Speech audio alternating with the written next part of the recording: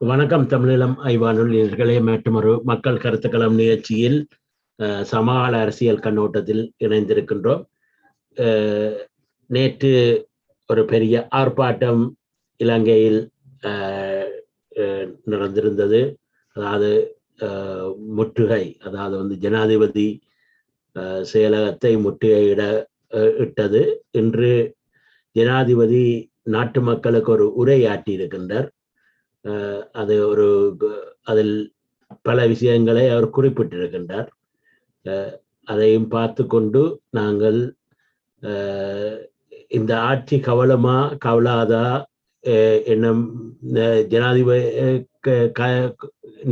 செய்திகள் வந்து கொண்டிருக்கின்றது. ஜனாதிபதி தன்னுடைய பதவியை விலகப் போகின்றார் மற்றும் புத்தபிக்குகள் அங்கே ஜனாதிபதிக்கு எதிராக கிளம்பி இருக்கின்றார்கள் என்ற கருத்துக்கள் எல்லாம் வந்து கொண்டிருக்கின்ற நேரத்தில் இவர் என்ன குறிப்பிட்டு என்னத்தை குறிப்பிட்டு தவிர்க்க பார்த்திருக்கின்றார் என்பதையும் முதலாவது பார்த்து கொண்டு நாங்கள் மற்றும் யுக்ரைன் விவகாரம், மற்றது ஜனாதிபதியுடன் பேசுவதற்கு தமிழ் தேசிய கட்சிகள் அழைக்கப்பட்ட போது அவர்கள் போகவில்லை நினைக்கின்றேன். அதற்கு எதிராக பல விதமான குரல்கள் எழும்பியிருந்தன. அதனையும் பற்றி பார்ப்போம். மற்றும் உக்ரைன் விவகாரத்தையும் பார்க்கலாம். இப்போது முதலாவதாக நான் சில காணொளிகளை கொண்டு வந்துவிட்டு கருத்து பகிர்வோம்.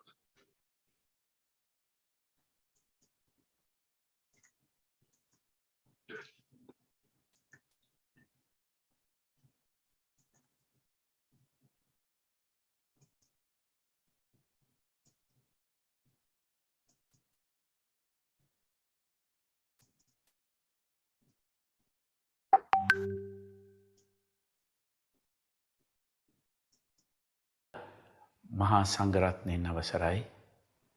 අන්‍යාගමික පූජකතුමනි, මව්වරුනි, පියවරුනි, සහෝදර සහෝදරියනි, ආදරණීය දූ දරුවනි, මිත්‍රවරුනි. අද මා ඔබ අමතන්නේ අභියෝගාත්මක අවස්ථාවකයි. ඔබගේ එදිනෙදා ජීවිතයට අත්‍යවශ්‍ය භාණ්ඩවල හිඟයක් සහ මිල වැඩිවීම ගැන මට හොඳින් වැටහෙනවා. ගෑස් හිඟකම, ඒ වගේම ඉන්ධන හිඟකම, විදුලිය ඇන හිටීමේ තත්ත්වය වැන ගැටලු ගැන මා හොඳින් දන්නවා. පසුගිය මාස දෙක තුල මහජනතාව විඳි අනේක විද දුක්කම් කටළු ගැනත් මා ඉතා සංවේදී. ඒ ගැන කළ හැකි උපරිම දේ අප කළත් අපගේ පාලනයෙන් බැහැර හේතුන් නිසා එම තත්ත්වය තව දුරටත් පවතින බව මා දන්නවා. මා ගන්නා ක්‍රියාමාර්ගවලට වගවීම් මා බාර ගන්නවා. මහජනතාව අත්විඳින යම් යම් කරදරකාරී ජීවන රටාවන්ට විසඳුම් සොයන්නට මා අද දැඩි තීරණ ගැනීමට අදිටන් කරගෙන තිබෙනවා. එයට උපකාරී වීමට ජාතික ආර්ථික කවුන්සලයකුත්, ඒ වගේම එයට සහාය වීමට උපදේශක සභාවකුත් මා පත් කළා. ඒ තුලින් මා ගන්නා තීරණ ක්‍රියාත්මක වේදයි නිරතුරුවම අධීක්ෂණය කරන්නටත් මා කටයුතු කරනවා.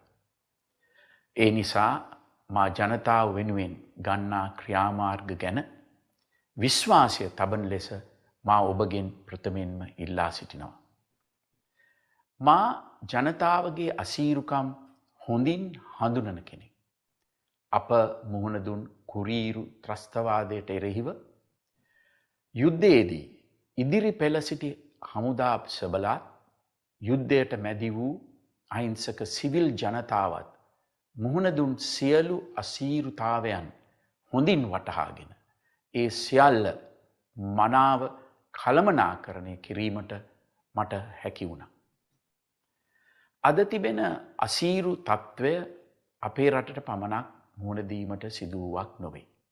මුළු ලෝකයම නොඑක් ආකාරයේ පීඩාවලට ගොදුරු වී සිටිනවා. කෝවිඩ් වසංගතය නිසා ඉහළ නැං වූ නැව්ගාස්තු බාණ්ඩවල මිල ඉහළ යෑම යම් යම් බාණ්ඩවල හිඟයන් යන මේ සියල්ල අපේ පාලනයෙන් තොරයි. එනමුත් අපි ජනතාවගේ පැත්තෙන් බලා සහනශීලී පිළිවෙතක් අනුගමනය කරනවා. මේ අර්බුදය කිසිසේත්ම මා විසින් නිර්මාණය කළ එකක් නොවේ. එදා මේ අර්බුදය නිර්මාණය කරන්නට දායක වූ අය අද ජනතාව ඉදිරියේ රජය විවේචනය කරමින් සිටියදී මා උත්සාහ කරන්නේ මේ අර්බුදය හැකි ඉක්මනින් විසඳා ජනතාවට සහන ලබා දෙන්නයි. මෙවැනි අර්බුදකාරී අවස්ථාවන්හිදී රටක දේශපාලඥයින්ගේ හා බුද්ධිමතුන්ගේ වගකීම සාමූහිකව ප්‍රශ්නවලට විසඳුම් සෙවීමයි. අද තිබෙන ගැටලුවලට මුල අපේ විදේශ විනිමය අර්බුදයයි. රුපියල නම්‍යශීලී ලෙස හැසිරීමට ඉඩ සැලසීමට පෙර තිබුණු තත්ත්වයට අනුව මේ අවුරුද්දේ අපේක්ෂිත අපනයන ආදායම ඩොලර් බිලියන 12ක්. පසුගිය මාස දෙකේ දත්ත අනුව මේ අවුරුද්දට ඩොලර් බිලියන 22ක ආනයන වියදමක් දරන්න වෙනවා. ඒ අනුව ඩොලර් බිලියන 10ක හිඟ වෙළඳ පරතරයක් ඇති වෙනවා. පසුගිය කාලය තුල තිබෙන දත්ත අනුව මේ අවුරුද්දට සංචාරක ව්‍යාපාරයෙන් ඒ වගේම තොරතුරු තාක්ෂණය වැනි සේවා අපනයන වලින් ඩොලර් බිලියන 3ක් පමණ ලැබිය හැකි අතර විදේශ ශ්‍රමිකයන්ගේ ප්‍රේෂණ වලින් අපට ඩොලර් බිලියන 2ක් ලැබෙනවා. ඒ අනුව හිඟ වෙළඳ පරතරය ඩොලර් බිලියන 5ක් වෙනවා. මේ අතර මේ වර්ෂය තුල ඩොලර් බිලියන 6.9ක් ණය වාරික සහ ස්වෛරී බැඳුම් වෙනුවෙන් ගෙවන්නට වෙනවා. එවිට ඩොලර් බිලියන 11.9ක හිඟයක් ඇති වෙනවා. අනෙකුත් ලැබෙන ණය ආධාර සහ ආයෝජන ලෙස ඩොලර් බිලියන 2.5ක් අපේක්ෂා කරනවා. මේ ආකාරයට විදේශ මුදල් ප්‍රවාහයේ ඩොලර් බිලියන 9.4ක සම්පූර්ණ හිඟයක් තියෙනවා. එහෙත් රුපියල නම්‍යශීලී කලාට පසුව අපනයන ආදායම ඩොලර් බිලියන 13ක් දක්වා වැඩි වේයයි අපේක්ෂා කරනවා. ඒ වගේම ආනයන වියදම ඩොලර් බිලියන 22 සිට ඩොලර් බිලියන 20 දක්වා අඩු කරගන්නත් පුළුවන් වේවි.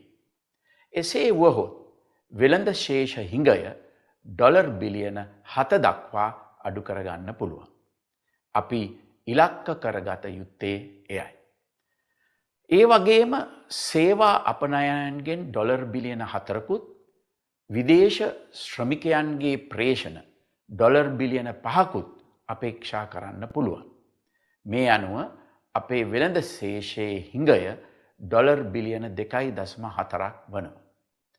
මේ හිඟය පියවා ගැනීමත් අපේ විදේශ විනිමය සංචිතය වැඩි කර ගැනීමටත් අප ක්‍රියා කළ යුතුයි. මේ සඳහා ජාත්‍යන්තර මූල්‍ය ආයතන හා මිත්‍ර රටවල් සමග අපගේ ණය වාරික ගෙවීම් ගැන අප සාකච්ඡා ආරම්භ කර තිබෙනවා. අප රටට හිතකර ආකාරයට නව ක්‍රමවේදයක් තුල මෙය ක්‍රියාත්මක කිරීමට රජය නොයෙකුත් පාර්ශ්ව සමග සාකච්ඡා කරනවා. ජාත්‍යන්තර මූල්‍ය අරමුදල සමග ඊයේ පැවැත් වූ සාකච්ඡාවත් මේ අරමුණින් කළ එකක්. ඒ සාකච්ඡාව තුළින් අප බලාපොරොත්තු වන්නේ වසරකට අප ගෙවිය යුතු ණය වාරික ස්වෛරීත්ව බැඳුම් කර ආදිය ගෙවීම් සඳහා ක්‍රමවේදයක් සලසා ගැනීමයි. ජාත්‍යන්තර මූල්‍ය අරමුදල සමග මා කළ සාකච්ඡාවට පසුව වාසි හා අවාසි අධ්‍යයනය කොට තවදුරටත් ඔවුන් සමග එක්ව කටයුතු කිරීමට මා තීරණය කළා. පසුගිය කාලයේ මාගත් සමහර තීන්දුව නිසා ආනයන වියදම බොහෝ ලෙස පාලනය කරගන්නට හැකි වුණා. මේ ප්‍රශ්නය කලින්ම දුටු නිසා තමයි අපි මීට වසර 2කට පෙර වාහන ආනයනය නතර කළේ. ඊට අමතරව දේශීයව අපේ අවශ්‍යතා සපුරාලන කර්මාන්ත අපි දිරිමත් කළා. ඒ වගේම බොහෝ අත්‍යවශ්‍යම නොවන ආහාර ද්‍රව්‍ය ආනයනය නතර කර ඒ භෝග වර්ග අපේ රටේම වවන්න අප කටයුතු කළා. ඒවායේ සාර්ථක ප්‍රතිඵල අපට දැන් පෙනෙනවා. ආනයන වියදම පාලනයේදී අපට මතුවන බරපතලම ගැටලුව වන්නේ ලෝක වෙළඳපොළ තුළ වේගයෙන් වැඩි වෙන ඛනිජ තෙල් මිලයි. සාමාන්‍යයෙන් අපේ ආනයන වියදමෙන් 20%කට වඩා වැය වන්නේ තෙල් සඳහායි. පසුගිය මාස කිහිපය තුළ පමණක් ලෝක වෙළඳපොලේ තෙල් මිල දෙගුණයකට වඩා වැඩි වී තිබෙනවා. අපේ රට තුලත් තෙල් මිල වැඩි කිරීම නොවැළැක්විය හැකි හේතුවක් උනේ මේ නිසයි. වාහනවලට පමණක් නොව විදුලිය ජනනය කිරීම සඳහාත් අපේ රටේ විශාල වශයෙන් තෙල් භාවිතා වෙනවා. මේ නිසයි පුනර්ජනනීය බලශක්ති ප්‍රභවයන් හැකිතා යොදා ගැනීම සඳහා මා දිගින් දිගටම සාකච්ඡා කර අදාළ ආයතන උනන්දු කළේ. ඒ නිසා තෙල් භාවිතය හා විදුලිය භාවිතය හැකිතාක් සීමා කිරීමෙන් ජනතාවටත් මේ අවස්ථාවේ රට වෙනුවෙන් සහාය දිය හැකියි. මේ දුෂ්කර අවස්ථාවේ ඔබ ඒ වගකීම තේරුම්ගෙන කටයුතු කරනු ඇතයි මම බලාපොරොත්තු වෙනවා. කොවිඩ් වසංගතය නිසා කඩා වැටුණු සංචාරක කර්මාන්තය යලි හිසෝසවමින් තිබෙනවා. පසුගිය මාස දෙකේ ලංකාවට සංචාරකයන් පැමිණීමේ පැහැදිලි වර්ධනයක් දක්නට ලැබෙනවා. ඒ වගේම මේ වන විට තොරතුරු තාක්ෂණ හා විදුලි සංදේශන ක්ෂේත්‍රවලට රජය විසින් යටිතල පහසුකම් සැපයීම වේගවත් කිරීම නිසා මේ ක්ෂේත්‍ර හරහා රටට එන ආදායමත් වැඩි වෙමින් පවතිනවා. අපි ඉතිහාසයේ ඕනෑ තරම් අවස්ථාවල වැටිලා නැගිටපු ජාතියක්. විදේශ ආක්‍රමණවලට, මහා සාගතවලට, ස්වාභාවික විපත්වලට, ත්‍රස්තවාදී උවදුරුවලට අපි මුහුණ දීලා ආපසු නැගිටලා තියෙනවා. පසුගිය කොරෝනා වසංගතයට අපි මුහුණ දුන් ආකාරය ජාත්‍යන්තර ආයතනවල පවා ප්‍රශංසාවට ලක් වුණා. විසඳුම් ක්‍රියාත්මක කිරීමේදී යම් කාලයක් අපට දුෂ්කරතාවලට මුහුණ දෙන්නට වෙන බව අපි සියලු දෙනාම වටහා ගත යුතුයි. ඒ නිසා අධෛර්යමත් නොවි මේ අර්බුදකාරී තත්ත්වයෙන් ගොඩ ඒමට ජාතියක් වශයෙන් එක්වන ලෙස ඔබ සියලු දෙනාගෙන්ම ඉල්ලා සිටිනවා. ඔබ මගෙන් ඉල්ලා සිටියේ සුරක්ෂිත බව, විනය, නූතන දියුණු රටක්, දරුවනට හොඳ අධ්‍යාපනයක්. මගේ දූර කාලයේ වසර 2.5කට ආසන්න කාලයක් වසර 2ක්ම කැප කළේ වසංගතයෙන් ඔබ සහ ඔබේ දරුවා ආරක්ෂා කරගන්නයි. නිරෝගී වූ මව්බිම ඇතුලේ මගේ ඉදිරි දූර කාල සීමාවම ඒ මුල් අරමුණු වෙනුවෙන් කැප කරනවා. ඇමති මණ්ඩලයෙන්, පාර්ලිමේන්තුවෙන් සහ රාජ්‍ය සේවකයන්ගෙන් මම ඉල්ලා සිටින්නේ දරුවන්ට හොඳ රටක් ලබා දීමේ අපෙන් අපේක්ෂිත අරමුණ වෙනුවෙන් අපි කණ්ඩායමක් ලෙස අදිෂ්ඨානගතව කැප වෙන්නටයි. මා දේශපාලනයට ආවේ ඔබේ ආරාධනයෙන්. ඔබ මා කෙරෙහි අසීමිත විශ්වාසයක් තැබුවා. මා ඒ විශ්වාසය කිසිවිටකත් කඩ නොකොට දිවිහිමියෙන් ආරක්ෂා කරනවා. ඔබ සැමට තෙරුවන් සරණයි.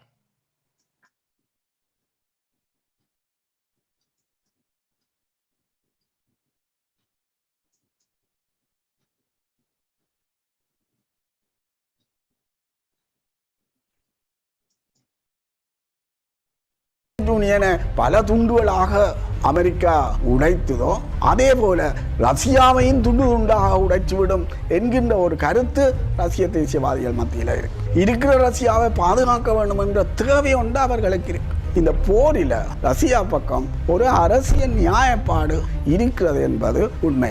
ஒரு குறிக்கப்பட்ட வயதுக்கு மேற்பட்டவர்களை நாட்டை விட்டு போகக்கூடாதுன்னு சொல்லி உக்ரைன் அரசாங்கம் கட்டளையை விடுத்திருக்கு. விடுதலை புலிகள் அமைப்பு பலவந்தமாக ஆட்களை படக்கி சேர்த்தது என்றும் சிறுவர்களை படக்கி சேர்த்தது என்றும் ஒரு பெரிய குற்றச்சாட்டை முன்வைத்திருக்கின்றார். அது ஐநா நிபுணர் குழு அறிக்கையில் கூட அந்த குற்றச்சாட்டு வந்திருக்கு. ஆனால் இன்றைக்கு உக்ரைன் அரசு ஒரு கட்டாய இராணுவ ஆட்சேர்ப்பை மேற்கொண்டு வருது. ஒரு குறிக்கப்பட்ட வயதுக்கு மேற்பட்டார்கள் உக்ரைனை விட்டு வெளியேறக்கூடாது என்று சொல்லி கட்டளையை வைச்சிருக்கு.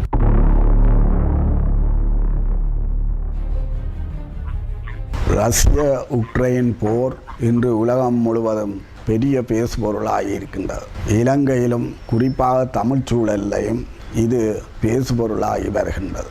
இந்த பிரச்சனை கிட்டத்தட்ட இலங்கை தீவில் தமிழ் மக்கள் சந்திக்கின்ற பிரச்சனையை போன்ற ஒன்று என்றுதான் நாங்கள் கூறலாம். எப்படி இலங்கை தீவில் தமிழ் மக்கள் வடகிழக்கில் பெரும்பான்மையாகவும் ஏனைய இடங்களில் இலங்கை முழுவதிலும் சிறுபான்மையாகவும் இருப்பது போல உக்ரைனின் கிழக்கு பகுதியில் இருக்கின்ற ரஷ்ய இனத்தவர்கள் உக்ரைன் முழுவதிலும் சிறுபான்மையாகவும் அதே வேளையில் உக்ரைன் கிழக்கு பிரதேசத்தில் பெரும்பான்மையாகவும் வசிக்கின்றார்கள். உக்ரைன் என்கின்ற நாடு உருவான காலந்தொடக்கம் அந்த ரஷ்ய இனத்தைச் சேர்ந்தவர்கள் தொடர்ச்சியாக ஒடுக்கப்பட்டு வந்தார்.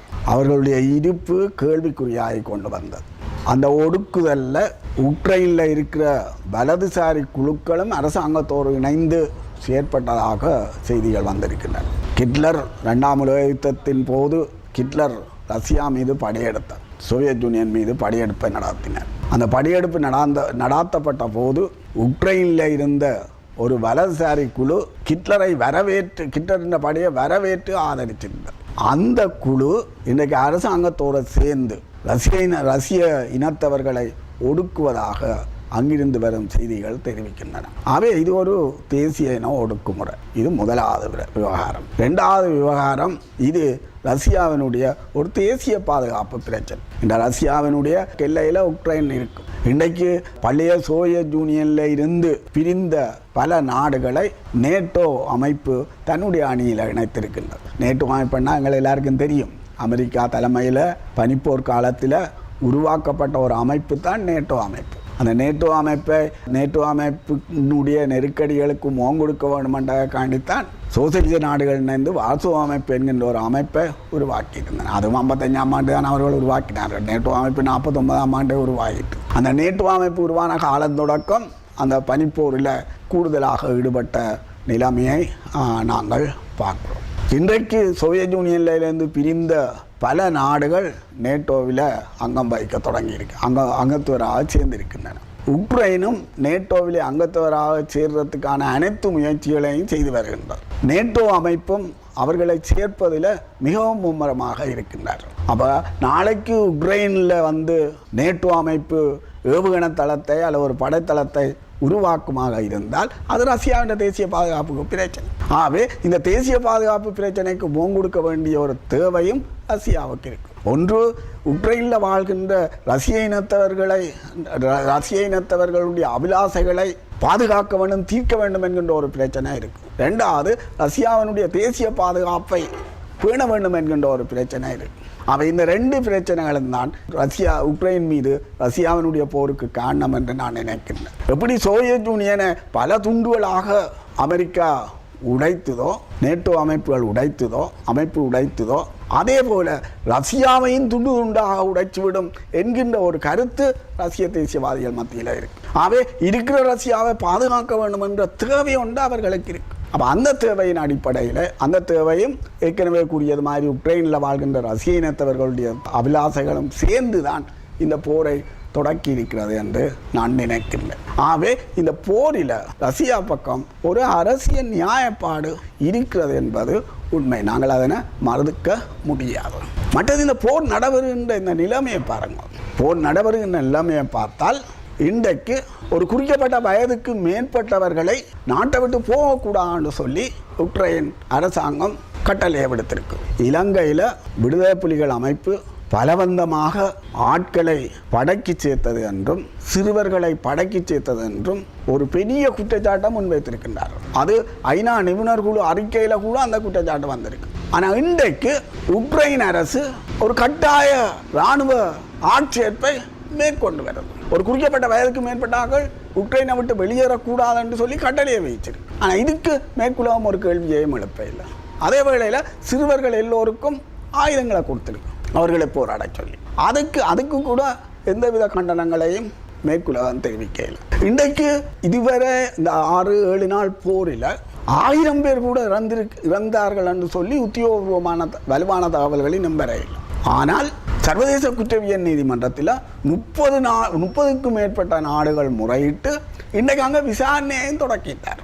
விசாரணையை தொடக்கினது மட்டுமில்லை, இன அழிப்பு குற்றத்தையும் அங்கே ஒரு குற்றமாக முன்வைத்திருக்கின்றார். ஆனால் தமிழ் மக்களை பொறுத்தவரையில் முள்ளிவாய்க்காலில் கிட்டத்தட்ட 40,000 பேர் இறந்த ஐநா நிபுணர் குழுவினுடைய அறிக்கையே கொல்லப்பட்டார்கள். மறைந்த மன்னராயர் ராயப்பு யோசேப்பினுடைய அறிக்கையின்படி 1,46,000 பேர் இறந்திருக்கு.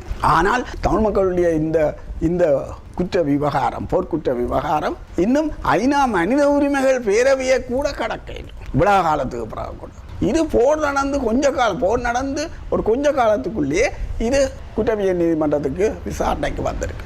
அப்போ இந்த மேற்குலகத்தினுடைய நீதி என்றது தங்களினுடைய பிராந்தியத்திலே ஒரு நீதி, ஏனைய பிராந்தியத்தில் இன்னொரு நீதியா என்கின்ற கேள்வியை இங்கே எழுப்பி இருக்கிறதை நாங்கள் பார்க்கலாம். ஆகவே இந்த மேற்குலக ஜனநாயகம் என்றது இதுதானா, உங்களுக்கு ஒரு ஜனநாயகம் இங்கே ஒரு ஜனநாயகம் என்கின்ற கேள்விகள் எல்லாம், என்கின்ற கருத்துக்கள் எல்லாம் இன்றைக்கு நிறைய வர தொடங்கி இருக்கின்றன. ஆகவே இந்த போரை நாங்கள் ஒரு நாளும் ஆதரிக்கலாது. ஏனென்றால் போர் வந்தால் அதில் நிறைய நெருக்கடிகள் வரும். மக்கள் இறக்க வேண்டிய எல்லாமே வரும், மற்றது பொருளாதாரங்கள் சிரிய வேண்டிய எல்லாமே வரும். அது அந்த குறிக்கப்பட்ட போரில் ஈடுபட்டவர்கள் மாத்திரமல்ல, உலகத்தில் உள்ள அனைத்து நாடுகளுமே பொருளாதார நெருக்கடிகளுக்கு முகம் கொடுக்க வேண்டி வரும். இன்றைக்கு இந்த உக்ரைன் போர் பிரச்சனையால் அதோட எந்தவித தொடர்பும் இல்லாத இலங்கை மக்கள் கூட பாதிக்கப்படக்கூடிய ஒரு சூழ்நிலை உருவாகி இருக்காவே.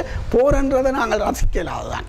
ஆனால் போருக்கு பின்னால் உள்ள அரசியலை நாங்கள் முழுமையாக பிடிக்காமல் இந்த விஷயங்கள் தொடர்பாக கருத்து சொல்வதில் நாங்கள் கவனமாக இருக்கணும் என்று நான் நினைக்கிறேன். அவை இந்த போர்ன்றது உண்மையில் வெளியில் பார்த்தால் ரஷ்யாவுக்கும் உக்ரைனுக்கும் இடையிலான போர் மாதிரி தெரியும். ஆனால் உண்மையில் இந்த போர்ன்றது ரஷ்யாவுக்கும் அமெரிக்காவுக்கும் இடையிலான போர். தமிழ் மக்களை பொறுத்தவரையில் இந்த போர் பல எதிர்கால வாய்ப்புகளையும் திறந்திருக்கிறது என்று நான் நினைக்கிறேன். அதில் முதலாவது, இன்றைக்கு ஒரு மிகச்சிறிய அளவில் இறப்புகள் நடந்திருக்கின்ற ஒரு இடத்துல குற்றவியல் நீதிமன்றத்தில் விசாரணை நடக்கும். ஆனால் எங்களுக்கு இவ்வளவு மரணம் நடந்தும் விசாரணை நடக்கவில்லை. அவை அதனை ஒரு கேள்வியாக கேட்கிற ஒரு சூழல் ஒன்று இன்றைக்கு உருவாகி இருக்கு. நாங்கள் சர்வதேசத்தை நோக்கி இதை நீதியை கேட்கக்கூடியான ஒரு சூழல் ஒன்று உருவாகியிருக்கு. இது முதலாவது.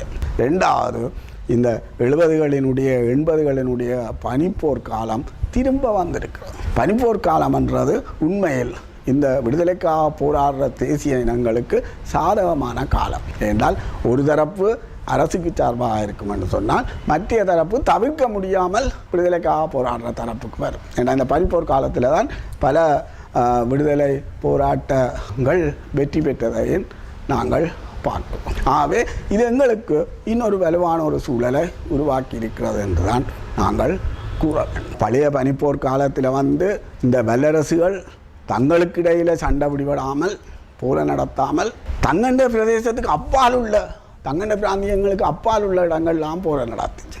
தங்களுக்கான போரே அவையை கொண்டு நடத்துச்சுங்க. இந்தியாவும் பாகிஸ்தானையும் சண்டை பிடிபடும், அல்லது பாலத்தின மக்களும் வேறு யாரோ இஸ்ரேலையும் சண்டை பிடிபடும். ஆனால் ஐரோப்பிய பிராந்தியம் பாதுகாப்பாக இருக்கும். ஆனால் இன்றைக்கு ஐரோப்பிய பிராந்தியத்திலேயே அவைக்கு நெருக்கடி வர தொடங்கி இருக்கு. இதுவும் நாங்கள் கவனிக்கத்தக்க ஒரு விடயம் என்று நான் நினைக்கிறேன். அவை இந்த பனிப்போர் காலம் ஒரு சாதகமான சூழல்களை வெளிகளை எங்களுக்கு திறந்துவிடும். ஆனால் அந்த வெளிகளை பயன்படுத்தக்கூடிய வகையில் தமிழ்ச்சூழல் இருக்கணும். தமிழ்ச்சூழல் என்னென்னா வரலாறு இப்படி தான் இடக்கிட சாதகமான வழிகளை தரும். அந்த சாதகமான வழிகளை தரையக்குள்ள அதனை கவனமாக பயன்படுத்தக்கூடிய ஆற்றலை தமிழ் தரப்பு பெற வேணும். இல்லை என்று சொன்னால் வரலாறு தமிழ் தரப்பை ஒருபோதுமே மன்னிக்காத ஒரு நிலைமை தான் உருவாகும் என்று நான் நினைக்கிறேன்.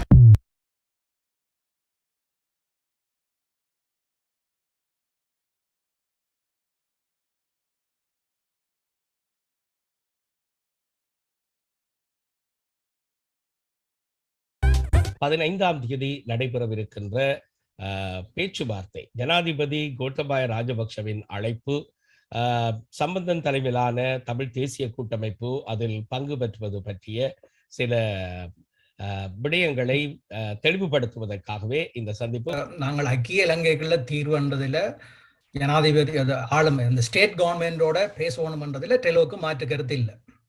ஆனால் இப்போ நாங்கள் வச்ச கோரிக்கை என்னென்றால் இந்த டைமிங், அதாவது இந்த டைமிங் தான் ரோங் பண்றோம். இப்போ என்னென்றால் இப்போ இவர் வேற ஜெய்சங்கர் வர இருக்கிறார், இந்தியா வெளிவார அமைச்சர் ஜெய்சங்கர் வர இருக்கிறார். மற்றது மோடியும் சில வழியில் 80% 70% வேற சான்ஸ் இல்லது.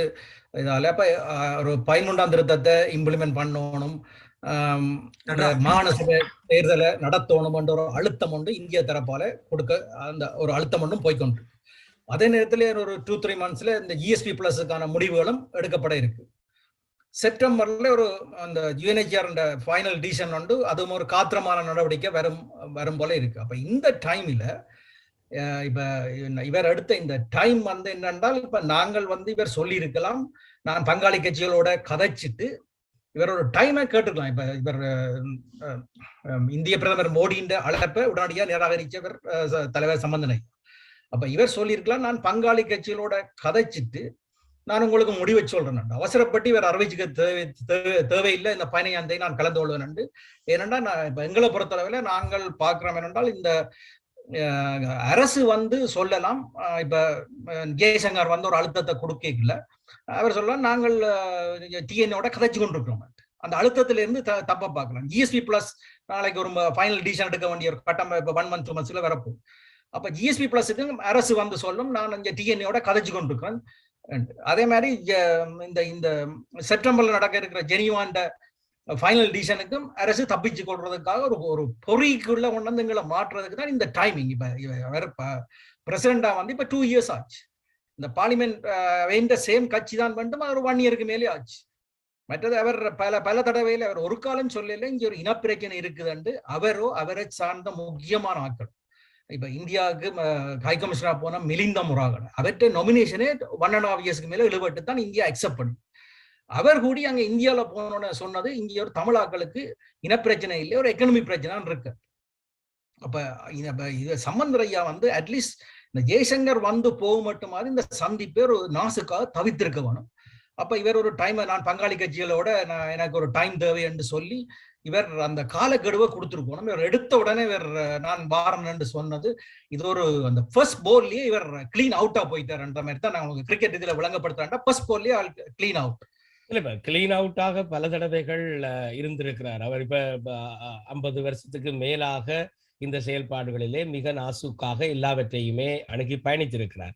டெலோவினுடைய இந்த அணுகுமுறை, அதாவது இந்த கடிதத்தில் கூட இறுக்கமாக நீங்கள் முன்மொழியவில்லை என்ற ஒரு சிந்தனை எனக்கு இருக்கிறது. அதாவது அந்த கடிதத்தின் முடிவிலே கடந்த காலங்களில் ராஜபக்சக்களின் தலைமையிலான அரசோடு பேச்சுவார்த்தை நடத்திய அனுபவங்களையும் இங்கு நினைவு கூறுவது பொருத்தமானது.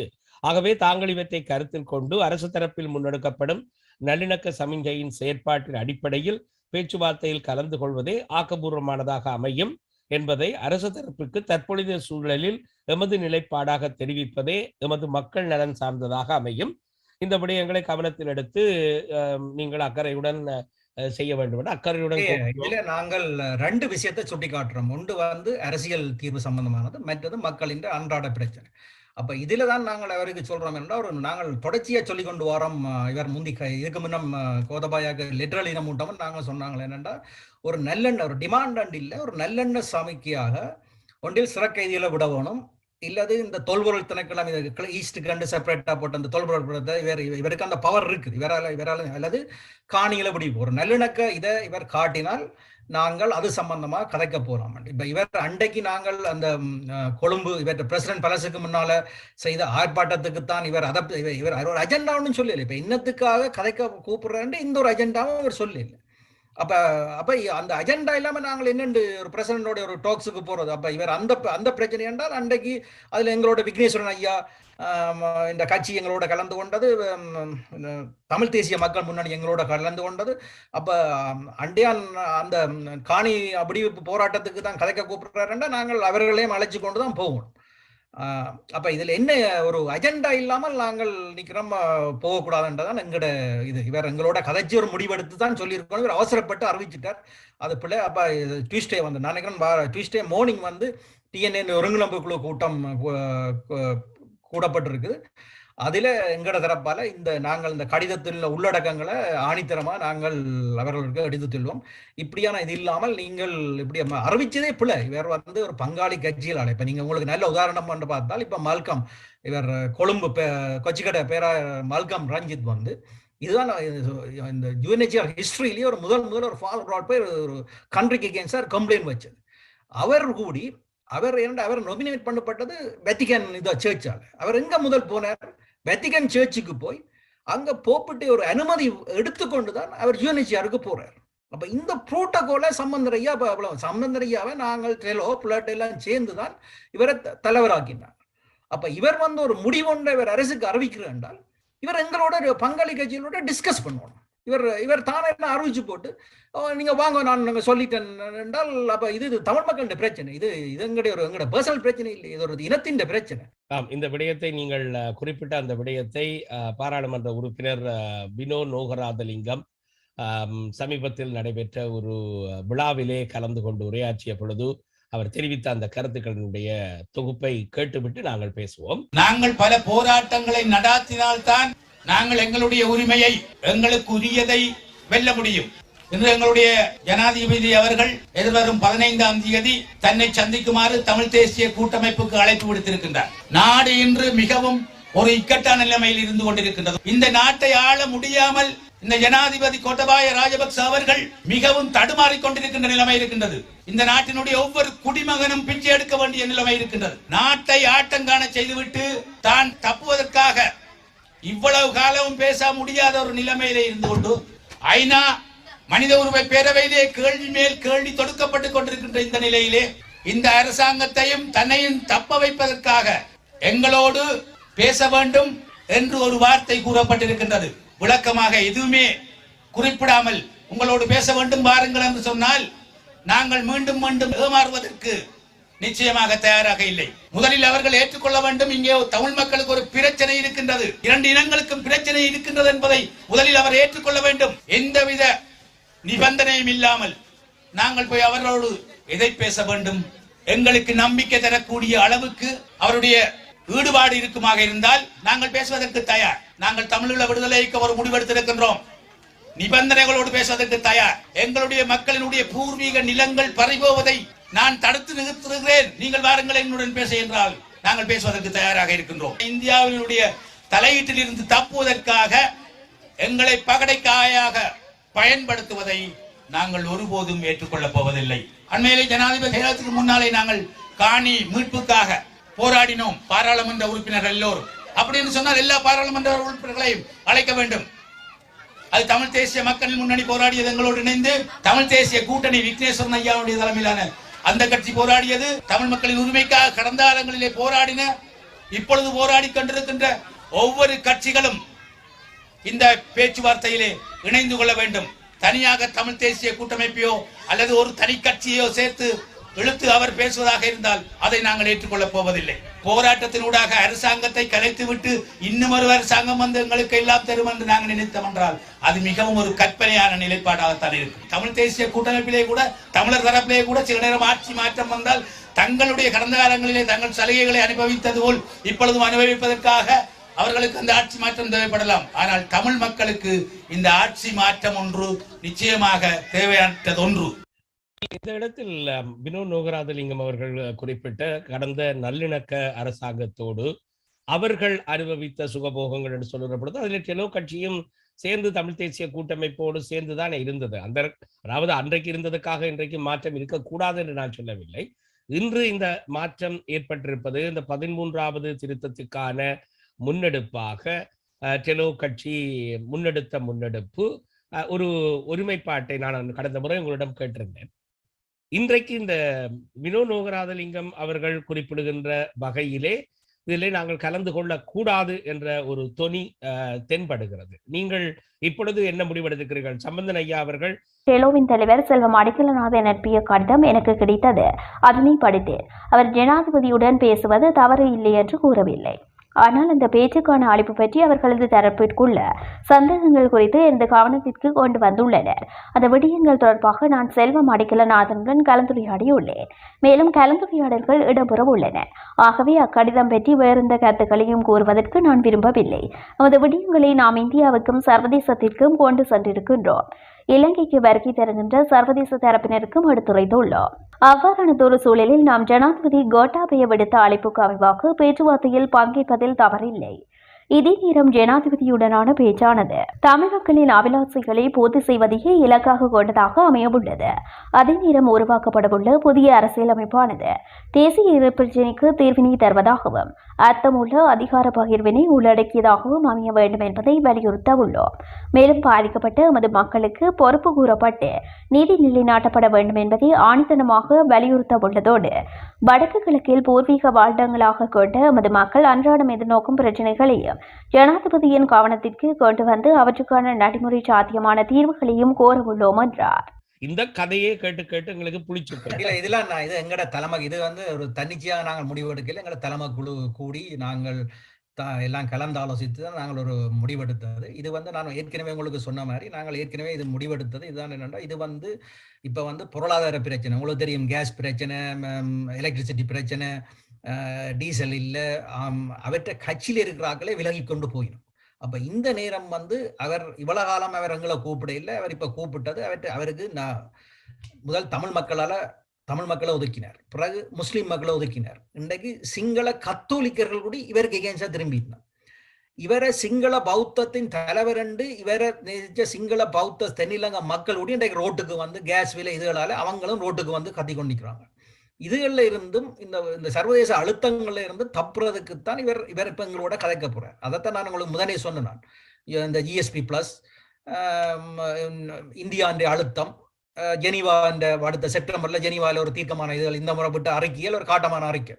அப்ப இதுகளில் இருந்தெல்லாம் தப்பி அதுக்குத்தான் அவர் சொல்லுவார், எல்லாத்துக்கும் இந்த டூலை வச்சிருப்பார். நாங்கள் அரசியல் பிரச்சனை சம்பந்தமா இப்ப TNA கதைச்சு கொண்டிருக்கிறோம். ஆனால் இப்பொழுது எப்படி 13ஆம் திருத்தத்தையும் அல்லது ஒரு தீர்வு சம்பந்தமாக மோடி அவர்களுக்கு கடிதம் எழுதுவதற்கு டெலோ கட்சி எல்லா கட்சிகளையும் ஒருங்கிணைக்கின்ற முயற்சியில் ஓரளவுக்கு வெற்றி பெற்று என்று சொல்லலாம் நடந்திருக்கிறது. அப்படியான ஒரு சூழலில் வினோநாகரதலிங்கம் மற்றும் நீங்கள் குறிப்பிட்டதை போல இந்த பேச்சுவார்த்தை தமிழர்கள் சம்பந்தமான தீர்வுக்கோ அல்லது அரசியல் யாப்பு சம்பந்தமான பேச்சுவார்த்தைக்கு ஒரு பங்காளி கட்சியாக டெலோ இந்த அழைப்பை எல்லோருக்கும் விட வேண்டும் என்ற ஒரு கோரிக்கையை முன்வைத்திருக்கிறது. அதை செவிமடுத்ததாகவோ அல்லது அதுக்கான இதையுமோ இப்பொழுது தமிழ் தேசிய கூட்டமைப்பின் ஊடக பேச்சாளர் அரசியல் தீர்வை பற்றி கதைக்க போயினோம்னா டெலோ இந்த கோரிக்கை தான் வைக்கும். அதுல முதிர்ச்சியான ஸ்ரீகாந்தா இருக்கிறார், விக்னேஸ்வரன், கஜேந்திரகுமார் பொன்னமலை. இப்ப தமிழ் மக்களால எலெக்ட் பண்ணப்பட்ட பிரதிநிதிகளும் அல்லது அனுபவம் வாய்ந்த இவர் ஸ்ரீகாந்தாக்கள் போல இருக்கிறார். அப்ப நாங்கள் அந்த விக்னேஸ்வரன் கூட்டணியில் உள்ள கட்சிகள், இவர் தமிழ் தேசிய முன்னணி, ஒரு அரசியல் தீர்வு சம்பந்தமாக இந்த கவர்மெண்ட் எங்களோட கதைக்க போதாண்டா நாங்கள் அந்த கோரிக்கையை சம்பந்தனையாட்ட வைப்போம். சம்பந்தனையா தான் அவர் தமிழினத்துக்கு செய்ய வேண்டிய ஒரு வரலாற்று கடமை.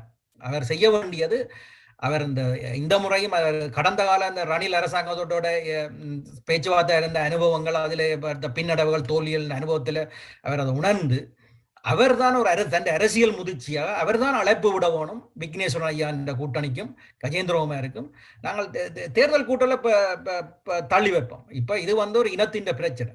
அப்போ இனத்தின் பிரச்சனை என்னங்க, மக்களால் எலெக்ட் பண்ணப்பட்ட பார்ட்டிகள் இந்த தமிழ் தேசியத்தோட பயணிக்கிற ஆக்களை அவர் தான் துணிஞ்சு ஒரு அரசியல் அழைப்பொண்ட விட வேணும், ஒரு இனப்பிரச்சனை சம்பந்தமா. அல்லது இப்ப எங்களுக்கு தெரியாது கோதா இன்னத்துக்காக அவர் அந்த அஜெண்டாவே சொல்ல இல்லை. அப்ப அவர் அன்றாட பிரச்சனை என்றால் நாங்கள் வச்ச கோரிக்கை இதுதான். அவர் நல்லடக்கம் செய்தால் காட்டவனும் இந்த சிறை கைதிகளை விட்டு நாங்கள் வச்ச அந்த 3 கோரிக்கை, அந்த கோரிக்கையை தான் நாங்கள் செவ்வாய்க்கிழமை இவரோட நடக்கிற கூட்டத்தில் நாங்கள் அழுத்துவோம். ஏன்னா எங்களை பொறுத்தளவில் நாங்கள் நினைக்கிறோம் இது ஒரு இந்தியாண்ட ப்ரெஷர்ல இருந்து இப்போ உடனடியே இப்போ வர்ற இந்தியா ஜெயசங்கர் அழுத்தத்தில் ஃபர்ஸ்ட் டைம் நாங்கள் இந்த லெட்டர் கொடுத்தா பிறகு UNHCRல உங்களுக்கு தெரியும் இதுவரை காலமும் இந்தியா வந்து இந்த அரசியல் பிரச்சனை சம்பந்தமான ஒரு வாய்ஸை அங்கே ரைஸ் பண்ணல. இதுதான் ஃபர்ஸ்ட் டைம் அவர்கள் அந்த தமிழ் மக்களுக்கு ஒரு லெஜிட்டிமேட் ஆஸ்பிரேஷன் இதை தீர்க்கக்கூடிய ஒரு இதொன்று கொடுக்கணுமென்று ஒரு ஓப்பனாக அவர்கள் சொன்னவர்கள். ஏனென்றால் நாங்கள் ஒரு ஜாயிண்டாக அவர் கொடுத்த அந்த அந்த கடிதத்தின் நம்பிக்கையை வச்சுக்கொண்டோம். அப்போ அதை மழுங்கடிக்கிறதுக்கான இதை நாங்களே ஒரு முறை எங்களுக்கு சந்தர்ப்பம் வரையில அதை நாங்களாய மழுங்கடிக்கிற செயலில் நாங்கள் இறங்கக்கூடாது. நீங்கள் சொல்லுகிற இந்த நியாயப்பாடுகள் எல்லாம் சரி, ஆனால் செயல்பாட்டு ரீதியாக ஒரு கடிதத்தை டெலோ கொடுத்திருக்கிறது. சம்பந்தன் ஐயா செல்வம் அடைக்கல்நாதனோடு என்ன பேசினார், அதுக்கு மேலே நான் பேச விரும்பவில்லை என்று சொல்லுகிறார். இப்பொழுது நீங்கள் சொல்லுகிறீர்கள் நாங்கள் போய் அங்கே இதை வலியுறுத்துவோம் என்று. நீங்கள் அது வந்து நான் டிஎன்ஏ சொன்னேன். டிஎன்ஏ ஒருங்கிணைப்பு குழு கூட்டத்தில் நாட் அங்க நாங்கள் அங்கே டிசைட் பண்ணிடலாம். டிஎன்ஏ ஒருங்கிணைப்பு கூட்டத்தில் டெலோ கலந்து கொள்ளும். டிஎன்ஏ ஒருங்கிணைப்பு காலமே கூட்டம் பின்னிரம் 3:30 மணிக்கு அவரோட அந்த காலம கூட்டத்தில் நாங்கள் கலந்து கொண்டோங்கிற இதை சொல்லுவோம். ஆனால் நாங்கள் இதுவரையில நாங்கள் அங்க இதுக்கு போற இந்த நாங்கள் வச்ச கோரிக்கைகள் ஒன்றும் இல்லாமல் என்னன்னு தெரியாமல் நாங்கள் பிரசிடென்ட் இதுக்கு போறதுன்ற இன்னும் எங்கட கட்சி முடிவெடுக்க இல்லை. எங்கட நாங்கள் இப்ப வச்ச கோரிக்கை வந்து டிஎன்ஏ ஒருங்கிணைப்பு கூட்டத்தில் கலந்து கொள்வோம். எங்கட எம்பி மேல் கலந்து கொண்டு நாங்கள் இந்த கடிதத்தில் உள்ளடக்கப்பட்ட விடயங்கள் சம்பந்தமாக நாங்கள் அங்கே இருக்கிற மிச்ச பாராளுமன்ற உறுப்பினர்களோடையும் சம்பந்தர் ஐயாக்களோடையும் நாங்கள் எங்கட கோரிக்கையில் அழுத்தமா நிற்போம். இந்த இப்படி ஒரு இதுகள் இல்லாமல் நாங்கள் போய் திருப்பியும் இந்த கடந்த கால அனுபவங்கள் இது அந்த அழுத்தத்தை நாங்கள் அவர்களுக்கு கொடுப்போம். இந்த கூட்டத்திலே வினோநோகராஜலிங்கம் பேசியதும் நீங்கள் குறிப்பிட்ட அந்த விடயத்தை ஜனாதிபதியினுடைய சந்திப்புக்கு இவர்களையும் அழைக்க வேண்டும் என்ற ஒரு வேண்டுகோளை தமிழ் தேசிய கூட்டமைப்பு ஜனாதிபதிக்கு முன்வைக்கக்கூடிய ஒரு முன்மொழிவை டெலோ நாளைய கூட்டத்திலே காலை நடக்கிற கட்சி கூட்டத்திலே தெரிவிக்கலாம். இந்த கோரிக்கை வந்து சம்பந்தனையா தான் மற்ற ஆக்களையும் இந்த கோரிக்கை வைக்கணும். அவர் தான் என்னடா இப்ப அவர்களை பொறுத்தளவில் அரசை பொறுத்தளவில் ஒப்பீட்டளவில் 10 பாராளுமன்ற உறுப்பினர்களை கொண்ட டிஎன்ஏ தான் இங்க பெரிய கட்சி என்றதில் அவர்கள் அழைப்பார்கள். இந்த இந்தியாவும் தனியா டிஎன்ஏயோட கதைக்குது, மற்ற சர்வதேசங்களும் கதைக்குது. என்னென்னா ஒப்பீட்டளவில் நாங்கள் 10 எம்பியை வச்சிருக்கிறபடியா அது ஒரு பெரிய கட்சி என்று, தமிழ் இனத்தின் பெரிய கட்சி என்று. ஆனா இப்ப இந்த ஓட் ஷேரை நீங்க எடுத்தீங்கன்னா கடந்த தேர்தலில் கஜேந்திரமாராக்கள் விக்னேஸ்வரன் ஓட் ஷேர்கள் இப்ப நீங்கள் அங்கஜன் டாக்லஸ் எல்லாம் பாத்தீங்கன்னா அப்ப அந்த நீங்க அந்த ஓட் ஷேரோட கம்பேர் பண்ணினீங்கன்னா நாங்கள் ஒரு பெரிய அறுதி பெரும்பான்மை கொண்ட இதன்று சொல்லலாம். அது ஆனா எங்களை பொறுத்தவரை நாங்கள் நினைக்கிறோம் ஒரு அரசியல் தீர்வு சம்பந்தமா கதைக்கணும் என்றால் சம்பந்தர் ஐயா அவர் தான் அழைப்பு விட வேணும். விக்னேஸ்வரன் ஐயா கூட்டணிக்கும் கஜேந்திரமா இருக்கு அரசியல் தீர்வு சம்பந்தமா. மற்றது இப்ப இந்த காணி விரிப்பு இதெல்லாம் அதே நாங்கள் அவங்களோட ஜாயின் பண்ணித்தான் நாங்கள் அவர்களோட ஜாயின் பண்ணித்தான் நாங்கள் இப்ப பாராளுமன்றத்துக்கு சில போராட்டங்கள் செய்திருக்கிறோம். இங்கே இருக்கிறோம். ஒரு அரசியல் நாங்கள் ஒரு ஒன்றை அச்சீவ் பண்ணணும் என்றால் அந்த விட்டு கொடுப்புக்கு சம்பந்தர் ஐயா ஒரு மூத்த தலைவர். அப்ப அவர் தான் அந்த அழைப்பை விடவோனும். அரசியல் பெருந்தன்மை கருதி கஜேந்திரகுமாரையும் விக்னேஸ்வரன் அரசியல்ல ஒரு 50 வருஷ அனுபவம் உள்ளவர். அவர் தன்னை ஒரு தமிழ் தலைவராக நியமிக்கணும் என்றால் அவர் தான் அந்த பெருந்தன்மை அரசியல் பெருந்தன்மையை காட்டணும். தமிழிசை கட்சியை முன்னிலைப்படுத்தாமல் ஒட்டுமொத்த தமிழினத்தை அரவணைச்சக்கூடிய ஒரு தலைவன் என்றதை காட்ட வேண்டிய அரசியல் பண்பு வந்து அவரெல்லாம் தங்கியிருக்கு. அந்த போல் வந்து அவர்கிட்ட இருக்கு. நிச்சயமா அதைத்தான் நாங்களும் எதிர்பார்க்கிறோம். ஏனென்றால் அந்த மாற்றம் என்பது ஒரு பாரிய மாற்றமாக இருக்கும். அந்த மாற்றத்தை டெலோ கட்சி தான் இப்பொழுது தமிழ் தேசிய கூட்டமைப்பிலே 10 3 இருக்கக்கூடியவர்கள் நீங்கள் வலியுறுத்த வேண்டும். அதைத்தான் நானும் என்னை பொறுத்தவரையில் கேட்டுக்கொள்ளக்கூடியதாக இருக்கும். ஏனென்றால் அந்த ஒரு நகர்வை தமிழ் தேசிய கூட்டமைப்பு எடுக்கிற பொழுது தனி அரசியல் கட்சி லாபங்களுக்கு அப்பால் தமிழ் மக்களுடைய அபிலாஷைகளுக்கு குரல் கொடுப்பதற்கு ஒருங்கிணைய இப்ப நீங்கள் குறிப்பிட்டது போல காணி அபகரிப்பு விஷயம் சம்பந்தமாக ஜனாதிபதி செயலகத்துக்கு முன்னால் வாருங்கள் என்று சொன்ன பொழுது கஜேந்திரகுமார் பொன்னம்பலமோ விக்னேஸ்வரன் ஐயாவோ இல்லை இதை கூப்பிட்டது தமிழ் தேசிய கூட்டமைப்பு நாங்கள் வரமாட்டோம் என்று சொல்லி இருந்தால் இந்த கேள்வி நான் கேட்பதற்கு கூட நாங்கள் கடந்த 5 மாதமா நாங்கள் இந்த எடுத்த முயற்சி வந்து நாங்கள் அதுல 15 விஷயங்கள் ஐடென்டிஃபை பண்ணாங்க. அதுல முதலாவதான் நாங்கள் இந்த 13 மாகாண சபையம் எடுத்ததை தவிர இந்த பிடிஏ ரிமூவ் பண்றது, சிற கைதிகள் விடுதலை, காணி விடுவிப்பு, இப்படி நாங்கள் 15 விஷயங்கள் தமிழ் மக்களுக்கு உடனடியாக நாங்கள் செய்யப்பட வேண்டும் என்று ஐடென்டிஃபை பண்ணித்தான் நாங்கள் இந்த 5-6 மாத டோக்ஸ் எல்லாம் இந்த திண்ணை சந்திப்பு குளோபல் டவர் சந்திப்பு எல்லாம் நடந்தது. அப்ப அந்த இதுல இருந்து நாங்கள் பின்வாங்கல டெலோ அந்த முயற்சியை தான் தொடர்ந்தும் அழுத்தத்தை தமிழரசு கட்சி கொடுத்து கொண்டு இருக்கும். நாங்கள் அது தனித்தனி இவர்களை மாத்திரம் இல்லை, இப்ப மலையவங்கட மக்களையும் நாங்கள் அரவணைச்சு கொண்டு போகணும். நாங்கள் முஸ்லீம் ராகு ஹக்கீம் அவர்களையும் முஸ்லீம் இன சகோதரர்களையும் அரவணைச்சு கொண்டுதான் அரசுக்கு ஒரு அழுத்தத்தை கொடுக்கணும் பண்றதுல சில விஷயங்கள் எங்களையும் அவர்களையும் பாதிக்கிற, இப்ப காணி விஷயங்கள், இந்த தேர்தல் முறை மாற்றிச்சதுகள், அப்படி சில விஷயங்கள் அவர்களையும் பாதிக்கிறது. அப்ப நாங்கள் அதிலே ஒரு பரந்துபட்ட ஒரு கூட்டணி இன்றைக்கு நாங்கள் கலெக்டிவா நாங்கள் பார்லிமெண்ட்ல போய்க்கல அவைகள்ட்ட ஒரு 10 MP இருக்குது, முஸ்லீம்கிட்ட ஒரு 10 MP இருக்குது. அப்ப நாங்கள் ஒரு கலெக்டிவா நாங்கள் அப்படி போய்க்கல எங்கள்கிட்ட ஒரு பெரும்பான்மை பலம் ஒன்று இருக்குது. அப்ப இதுகளை இவர் முன்னெடுக்க வேண்டியது பொறுப்பு வந்து இதுல அரசியல்ல ஒரு 50 வருஷம் அனுபவம் உள்ள சம்பந்தரையான்றதெல்லாம் தங்கி இருக்குது. இவர்கள் எல்லாரையும் அரவணைச்சு கொண்டு நாங்கள் என்னென்ன விஷயத்துக்கு இப்ப வடலக்கிணப்பு சம்பந்தமான பிரச்சனை அது வேற பிரச்சனை. ஆனால் இப்ப எல்லாருக்கும் கொமனான பிரச்சனைகள் சில இருக்குது, மலையம் முஸ்லீம் எல்லாம் இருக்கு. அப்ப அந்த 1 country 1 law அவர்கள் எல்லாரும் அதில் உருண்டு விடணும். அப்ப இந்த இதுகளை சும்மா அந்த பத்திரிகையாளர்களுக்கும் பார்லிமெண்ட்ல நாங்கள் ஒரு ஸ்கோவன்ற பேச்சுகளும் இல்லாமல் செயல்படுவம் கொடுக்க வேண்டிய முழு பொறுப்பும் சம்பந்தரையெல்லாம் இருக்கு. தமிழரசு கட்சியின் தலைவர் அவரெல்லாம் முழு பொறுப்பும் இருக்கு. இந்த வரலாற்றை அவர் தவற விட்டார் என்றால் வரலாற்றில் அரசியல் குப்பை கூடைகள் அவர் தூக்கி எறியப்படுவார். நிச்சயமாக அது நாளை என்ன நடக்கிறது என்று பார்ப்போம். ஒட்டுமொத்தமாக புலம்பெயர்ந்த தமிழர்களை பொறுத்தவரையில் இந்த ஏமாற்று சித்து வேலைகளில் எந்த விதமான நிபந்தனையும் இல்லாமல் மீண்டும் பல தடவைகள் சம்பந்தன் ஐயா நழுவி போய்கொண்டிருக்கிறார். சம்பந்தன் ஐயாவோடு எல்லோரும் சேர்ந்து போகிறார்கள். ஆனால் டெலோ கட்சி எடுத்திருக்கக்கூடிய சில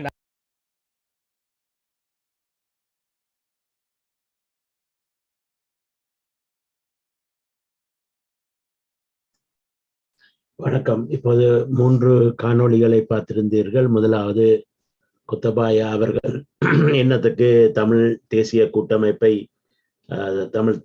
கூட்டமைப்பை கூப்பிட்டு இருக்கின்றார் என்பது வந்து அந்த அவருடைய பேச்சின் மூலமாகவே தெரிய வந்திருக்கின்றது.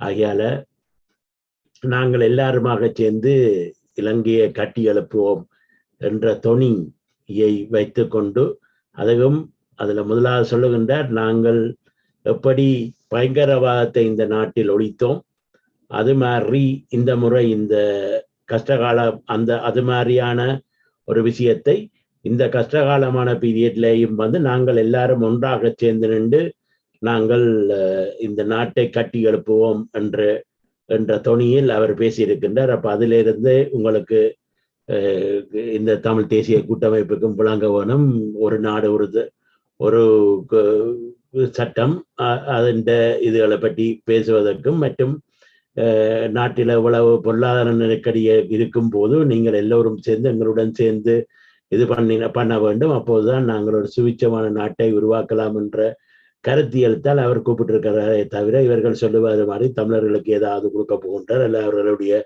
இதுகளை இது பண்ண போகின்றார் என்றதற்காக இல்லை என்பதை அவருடைய பேச்சு மிகவும் தட்டி தெளிவாகவும் தமிழ் மக்களை எப்படி இன்றைக்கு பார்க்கின்றார் என்றதும் இப்பவும் பயங்கரவாத பிரச்சனை இந்த நாட்டில் தலைதவுக்காம நான் தடுத்து கொண்டிருக்கின்றேன் என்பதை சொல்லுவதும் அதில் இருந்து கூட விளங்கி கொள்ளுவார்கள். ஆனால் இவர் பேச போகவில்லை என்பது நேற்று போகவில்லை என்பது இப்போது வெளிவந்தது. அதில் பிற்போடப்பட்டதோ அல்லது இன்னொரு காரணத்தில் நேற்று ஒரு பெரிய போராட்டம் நடந்த முறையில் அது பிற்பட்டப்பட்டிருக்கின்றது. அந்த விதத்தில் வந்து பார்க்கணும். அதுக்கு பிறகு வந்து உக்ரைன் விவகாரத்தை பற்றி குறிப்பிட்டதிலும் அதாவது வந்து உக்ரைனுக்குள் உடனே நடக்கும் போதே கூட அது போர்க்குற்றம் என்று 30 நாடுகளுக்கு மேல போர்க்குற்றம் இனாளிப்பென்றெல்லாம் சொல்லிக்கொண்டு ஐசிசிக்கு எல்லா இடமும் கொண்டு போறதுக்கு தெளிவாக இருக்கின்ற நாங்கள் நம்பி இருக்கும் இந்த மேற்குலகம் தமிழ் மக்களுடைய இன அழிப்பை வந்து இன்னும் பாராமுகமாக இருப்பது எப்படி என்ற கேள்வியை ஜோதிலிங்கம் அவர்கள் வைத்திருந்தார்.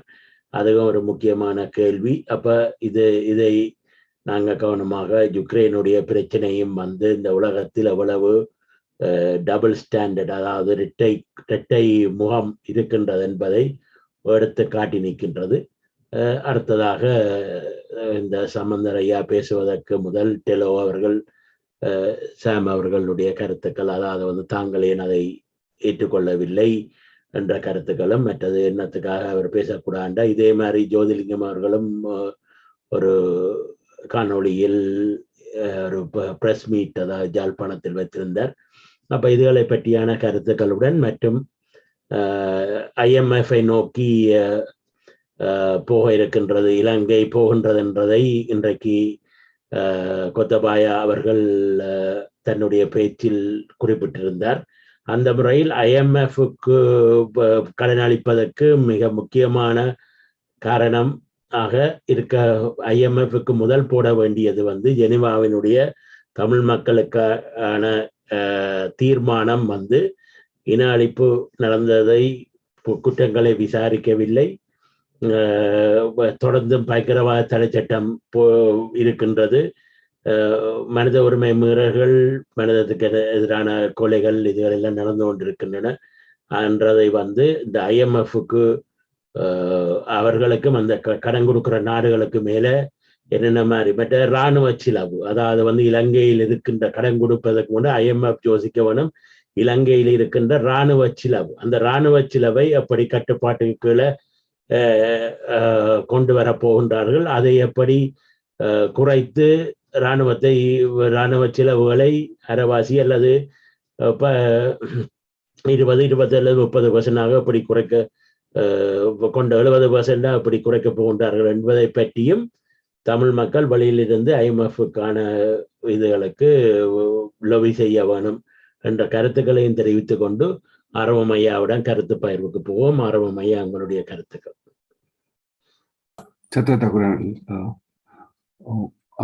மாலை வணக்கம் திரு மணிவண்ணனுக்கும் வானொலியை கேட்டுக்கொண்டிருப்பவர்களுக்கும். இங்கே 2 விடயங்களை நீங்கள் குறிப்பிடுகிறீர்கள். ஒன்று, ஈழத்தமிழர் பிரச்சனை, சிங்கள மக்கள், சிங்கள அரசியல் பிரச்சனை. 2, அதை தவிர உலக அரசியலும், உலக அரசியல் என்று கூறும் பொழுது ரஷ்யாவுக்கும் மேற்குலகுக்கும், உக்ரைனை வைத்துக்கொண்டு அவரும் குறிப்பிட்டவர், முதல் குறிப்பிட்ட சோதலிங்கம் அவர்களும் குறிப்பிட்டிருந்தார். இது ரஷ்யாவுக்கும் உக்ரைனுக்குமான யுத்தம் அல்ல, இது மேற்குலகுக்கும் ரஷ்யாவுக்குமான யுத்தமாகத்தான் அதை பார்க்க முடியும். அந்த யுத்தத்தை திட்டமிட்டு தொடக்கியவர்களே மேற்குலக என்று சொல்வதையும் விட அமெரிக்கா என்பதே சொல்லலாம். நான் முதல் ஈழத்தமிழர்களுடைய இன்றைய நிலையும் இந்த சூழலும், ஈழத்தமிழர்கள் அரசியல் தலைவர்கள் உடைய ஒன்றுபட்ட கருத்தில்லாத நிலையையும் நாம் நோக்க வேண்டியது முக்கியமான ஒரு விடயமாக இருக்கிறது. ஏன்னா இன்றைய இந்த பூகோள அரசியல் அல்லாடி பன்னாட்டு அரசியல் அல்ல, மேற்குலகினுடைய இந்த நிகழ்ச்சி நிரலில் இலங்கை எந்த நிலையில் இருக்கின்றது என்பதை நாம் அறிந்து கொள்ள வேண்டும்.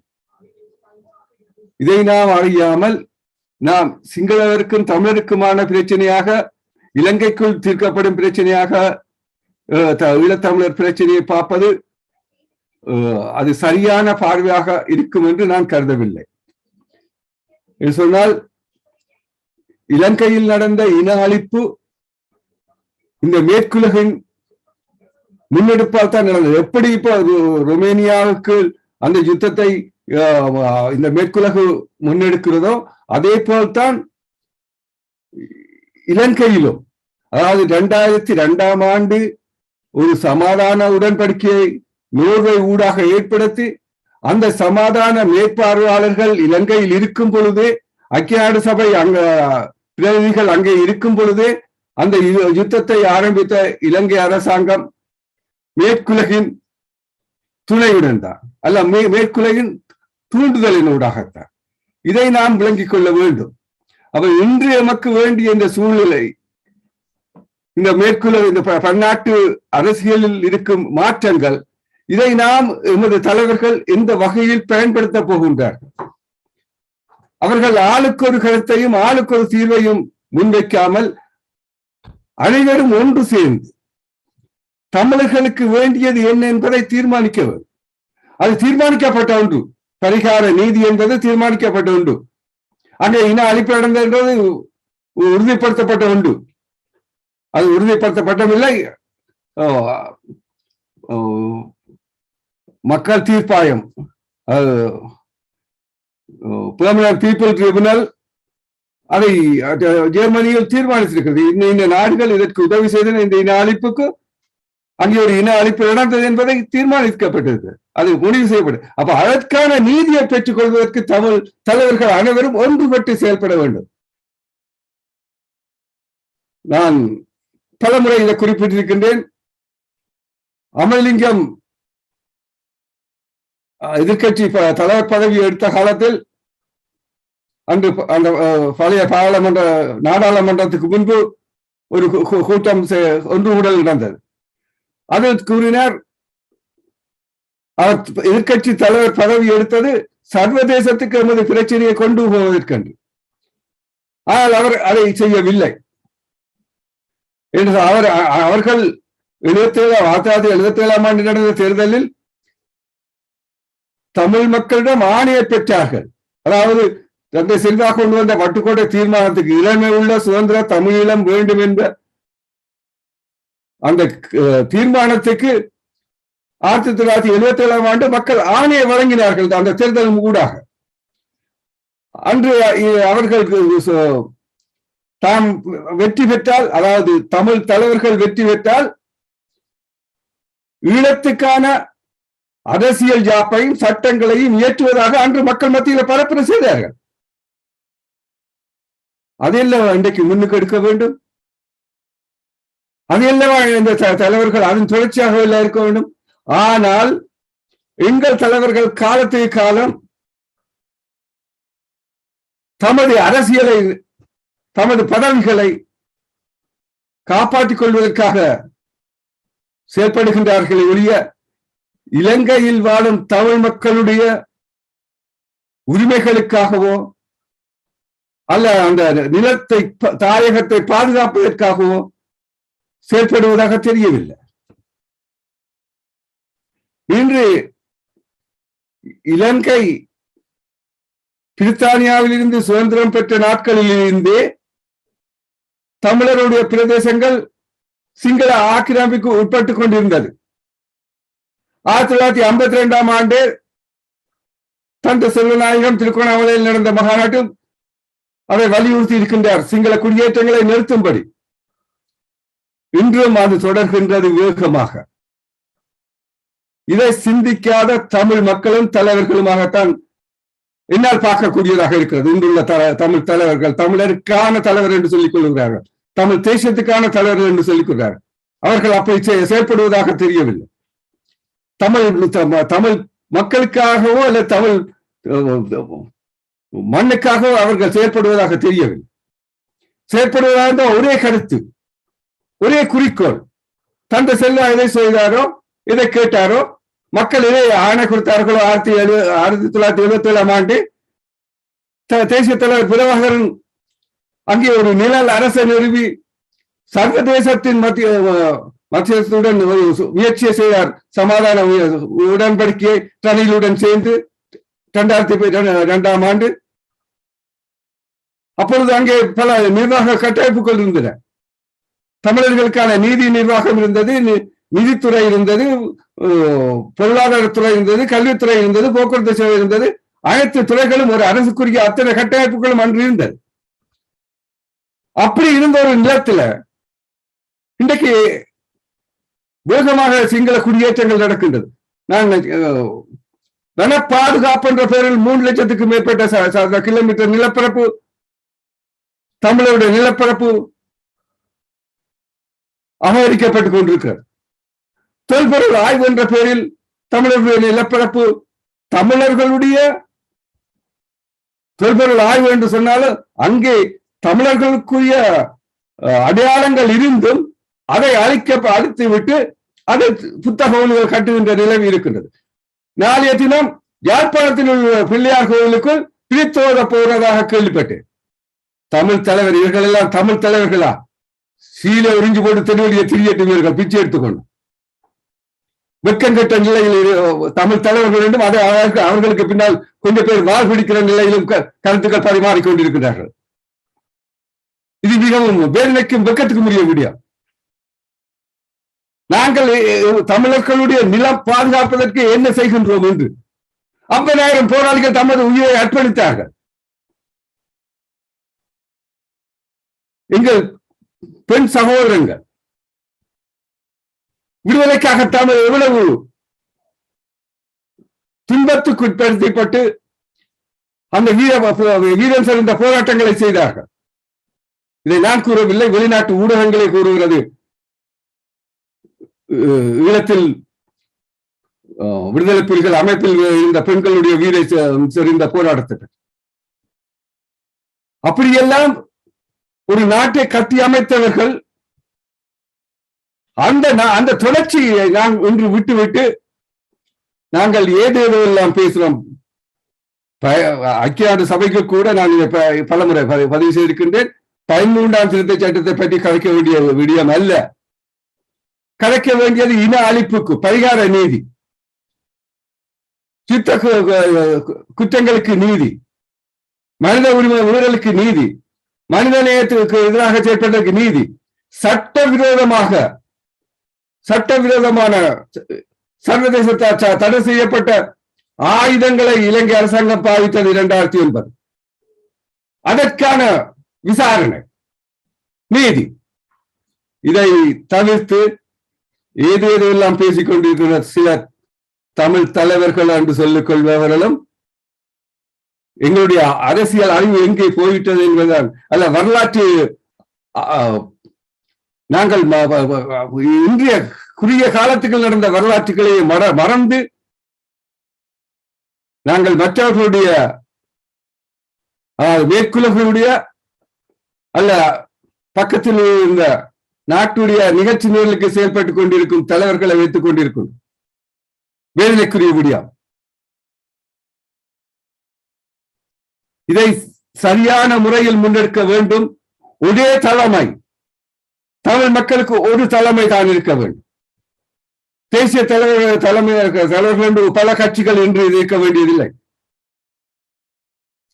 ஒரே கட்சியாக இருக்கும் பொழுதுதான் ஒரு பலமான ஒரு சக்தியாக அது இருக்கும். அது இலங்கையுடன் பேச்சுவார்த்தை செய்வதல்ல, இலங்கைக்குள் எங்களுக்கு தீர்வை காண்பதல்ல, சர்வதேச அரங்கில் ஐக்கிய நாடு சபை அதன் ஊடாகத்தான் நமக்கான நீதியை பெற்றுக் கொள்ள முடியும். மீண்டும் மீண்டும் நாங்கள் என்ன காரணம் கோதபாயாவோட பேச வேண்டிய அவசியம் என்ன இருக்கு? தந்த செல்வ அன்றை அந்த ஸ்ரீலங்கா அரசாங்கத்தில் இதை ஏற்றுக்கொள்ளவில்லை. 1972ஆம் ஆண்டு புதிய அரசியல் யாப்பு இலங்கை அரசாங்கத்தில் கொண்டு வரப்பட்ட பொழுது அதை தமிழ் தலைவர்கள் யாருமே ஏற்றுக்கொள்ளவில்லை. இந்த இவர்கள் மீண்டும் போய் அதற்கு பின்னால் நிற்பதன் நோக்கம் என்ன? இவர்களிடம் உறுதி இல்லை, அதை செய்யக்கூடிய மன தைரியம் இல்லை. அதன் விளைவுதான் தமிழர்களுக்கு தலைமை தாங்கக்கூடிய தகுதியை அற்றவர்கள் தான் இவர்கள். 1,00,000 அவர் குறிப்பிட்டிருந்தார் சோதனை மன்னர் ராஜப் ஜோசப் அவர்கள் குறிப்பிட்டது போல 1,46,679 தமிழ் மக்கள் காணவில்லை அல்ல கொல்லப்பட்டு விட்டார்கள். இது இலங்கை அரசாங்கத்தின் கணக்கின்படிதான் அவர் குறிப்பிட்டார். 4 மாவட்டங்களில் மன்னார், வவுனியா, முல்லைத்தீவு, கிளிநொச்சி ஆகிய மாவட்டங்களில் யுத்தத்துக்கு முன்னிருந்த மக்களின் எண்ணிக்கையை கூறியிருந்தார். யுத்தம் முடிந்த பின்பு வெளிவந்த மக்களின் எண்ணிக்கை கூறியிருந்தார். மிகுதி மக்கள் தான் எங்கே என்றுதான் அவருடைய கேள்வி. அதற்கு விடை காண முடியாத அரசியல் தலைவர்கள் தமிழ் தலைவர்களாக கூறிக்கொண்டிருக்கின்றார். ஜெயவர்த்தனா பயங்கரவாத சட்டம் கொண்டு வந்தது நாளில் இருந்து இன்று வரையிலும் அந்த சட்டம் இன்னும் வலுப்பெற்றுக் கொண்டுதான் இருக்க ஒழிய அந்த சட்டத்தை ஐக்கிய நாடு சபை நீக்க வேண்டும் என்று கூறிய தீர்மானம் கொண்ட பொழுதும் கூட இன்று வரையில் அந்த சட்டம் நடைமுறையில் இருக்கிறார். தமிழர்கள் தண்டிக்கப்படுகின்றார்கள் அந்த சட்டத்தினால். கொழும்பில் நடந்த அந்த கிறிஸ்தவ கோவிலுக்குள் நடந்ததுக்கு நீதி கேட்டு ரோமுக்கு வந்து முறையீடு செய்யும் கிறிஸ்தவ மதகுரு மன்னாரில் அல்ல 2009 ஆண்டு கால பகுதிகளில் எத்தனை கிறிஸ்தவ மதக்குருமார் கொல்லப்பட்டார்கள், எவ்வளவு மக்கள் கொல்லப்பட்டார்கள், எத்தனை தேவாலயங்கள் உடைக்கப்பட்டன, அதற்கு நீதி கேட்பதற்கு ஒருவர் முன்வரவில்லை. எத்தனை ஆலயங்கள் மேல் குண்டு போடப்பட்டது. இன்று அங்கே ஒரு அறிஞர், அவர் ஒரு நல்ல தமிழ் பற்றாளர், ஆனாலும் அவர் இன்றைக்கு சிவசேனாவுடைய கூலியாக போய் நிற்கின்றார். அவர் கிறிஸ்தவ சுமந்திரனை பற்றிய குறைபாட்டை, அவர் எவ்வளவு சம்பளம் எடுக்கின்றார் இந்த மேற்குலகினூடாக கிறிஸ்தவ சமயத்தை பரப்புவதற்காக என்றும் கூறிக்கொள்ளுகின்றார். ஆனால் அவர் சைவ சமயம் அங்கே அழிக்கப்படுகின்றது, சைவ கோவில்கள் அழிக்கப்படுகின்றது, அதற்கு இதுவரையில் நீதி கேட்பதற்கு முன்வரவில்லை. அவர் ஒரு சிறந்த ஒரு ஆள், ஆனால் அவர் அதற்கான முயற்சியை செய்யவில்லை. அல்ல, இந்தியா ஊடாக இந்தியாவின் கையாளாக போயிருக்கின்றார். அப்ப இன்று இந்த சந்தர்ப்பத்தை பயன்படுத்தி சைவ ஆலயங்கள் அழிக்கப்படுவதை தடுப்பதற்கும் தமிழ் பகுதிகளில் புத்தகங்கள் கட்டுவதற்கு தடுப்பதற்கும் அவர் முயற்சி செய்யவில்லை. நான் அவரிடம் நேரடியாக கதைச்சேன். அந்த குந்தூர் மலை சம்பந்தமான நேரத்தில் அவர் நேரடியாக அவரிடம் கேட்டேன், நீங்கள் அங்கிருந்து வந்திருக்கின்றீர்கள், நீங்கள் இதற்கான இந்தியாவின் துணையை கொண்டு இதை நிறுத்துங்கள் என்று. அவர் அப்படி ஒன்று நடைபெறாது என்று கூறியிருந்தார். ஆனால் இன்று அங்கே புத்தகங்கள் கட்டப்பட்டு விட்டது. அப்ப இந்த வகையில் தான் எங்களிடம் இருக்கும் தமிழ் அறிஞர்களாக இருந்தாலும் சரி, அரசியல் தலைவர்களாக இருந்தாலும் சரி, சரியான ஒரு பார்வையும் சரியான செயல்பாடுகளும் இல்லாத நிலையில், உறுதியற்ற நிலையில், எது நோக்கி நாங்கள் செயல்பட வேண்டும் என்பதை தெரியாத நிலையில், அல்ல தெரிந்தும் தெரியாமல் மேற்குலகின் நிகழ்ச்சிகளுக்கு செயல்படுபவர்களாக, இந்தியாவின் நிகழ்ச்சிகளுக்கு செயல்படுபவர்களாக, யார் இன்றைக்கு இந்தியா கீழ்மட்டத்திலிருந்து மேல அறிவுள்ளவர்கள் வரையிலும் தனது கையாக்களாக அனுப்பப்பட்டிருக்க உலகம் எல்லாம் தமிழர்களை. அப்ப இந்த நிலையில் தமிழர்கள் விழித்துக் கொள்ள வேண்டும். தமிழர்களுக்கு வேண்டியது இன அழிப்புக்கான நீதி, பரிகார நீதி. இலங்கைக்குள்ள நீதி கேட்கிறோம். நாங்கள் பன்னாட்டு அரங்கில் இந்த நீதியை கேட்கிறோம். அதற்காக அனைவரும் ஒரே குரலில் ஒன்றுபட்டு செயல்பட வேண்டும்.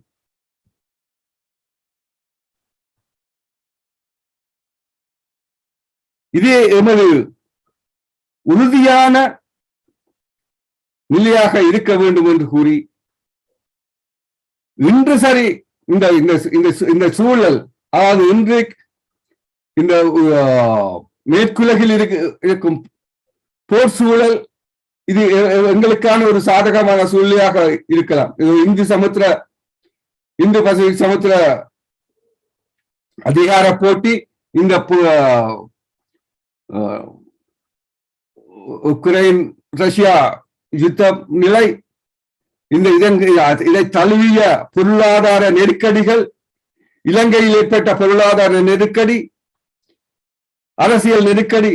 நான் இந்த தேர்தல் 20ஆம் ஆண்டு அந்த தேர்தல் நடந்த பொழுதே கூறுகின்றார், சிங்கள மக்களுக்கும் எதிரான அரசாங்கம் தான் வரப்போகுது என்று சொல்லி. இன்று நேற்று நடந்த இதில் பார்க்கலாம், சிங்கள மக்கள் அந்த அரசுக்கு எதிராக பெரிய ஒரு ஆர்ப்பாட்டம் செய்திருந்தார். அப்ப தமிழர்கள் ஒரு நீண்ட கால பார்வை இருக்க வேண்டும், ஒரு வீழ்ந்த பார்வை இருக்க வேண்டும். இது ஆய்வுகள் ஊடாக இந்த உலக அரசியலை உணர்ந்து கொள்ள வேண்டும். அதற்கேற்ற வகையில் தமது வியூகங்களை வகுத்து செயல்பட வேண்டும். சாதாரண மக்கள் போலில் செயல்படாமல், பதவி ஆசைக்காக அலையாமல், பணத்துக்காக அலையாமல் உறுதியாக லட்சியத்துக்காக அந்த மண்ணை காப்பதற்கு ஒரு குடையின் கீழ் திரண்டு செயல்பட வேண்டும். அடுத்ததாக இந்த உக்ரைன் ரஷ்யா யுத்தம் பற்றி பலர் பல கருத்துக்கள் கூறிக்கொண்டிருக்கின்றார்கள். யுத்தம் என்பது ஆய்வாளர் சோதிலிங்கம் கூறியது போல யுத்தம் என்பது யாரும் விரும்பக்கூடியது அல்ல. அங்கே அப்பாவி மக்கள் தான் அழிக்கப்படுவதும் கொடுமைக்கு உள்ளாக்கப்படுவதும் வலியை சுமப்பது. ஆனால் இந்த உக்ரைன் நாட்டு மீது ரஷ்யா மேற்கொண்ட யுத்தம் அது திடீரென ஏற்பட்ட ஒன்று அல்ல. உக்ரைன் 16ஆம் நூற்றாண்டுகளில் ரஷ்யாவின் ஒரு ஆளுமைக்குட்பட்ட நிலப்பரப்பாக இருந்ததாக அறியக்கூடியதாக இருந்தது. ஏன் இந்த 2வது உலக யுத்தத்துக்கு பின்பும் கூட சோவியத் யூனியனுடைய அந்த ஆளுமைக்கு உட்பட்ட நிலப்பகுதிகளாக இருந்தது. இப்ப இந்த வாசோ பற்றி அவரும் கூறியிருந்தார். வாசோ உடன்படிக்கை அந்த கிழக்கு ஐரோப்பிய நாடுகள் அனைத்தும் தமது பாதுகாப்பு கருதி அந்த உடன்படிக்கையை செய்திருந்தது. அந்த உடன்படிக்கையை இல்லாமல் செய்தது மட்டுமல்ல, அந்த உடன்படிக்கைக்கு கீழ் ஒன்றுபட்டிருந்த நாடுகளே இன்று சுதந்திரமாக இருக்கக்கூடிய ஒரு சூழ்நிலை, அதாவது அன்று இருந்த சோவியத் யூனியனுடைய அரசியல் ஜாப்பு இந்த நாடுகள் தாங்கள் விரும்பிக் கொண்டால் தமது சுயநிலையத்தை பெற்றுக்கொள்ளலாம் என்ற அந்த அடிப்படையில் சோவியத் யூனியன் உடைக்கப்பட்ட பொழுது இவையெல்லாம் உதாரணமாக லட்வியா, லித்தேனியா, போலந்து, உக்ரைன், யூகோஸ்லாவியா, இப்படி அந்த கிழக்கு ஐரோப்பிய நாடுகள் அத்தனையும் சுதந்திர நாடுகளாக மாறுகின்றன.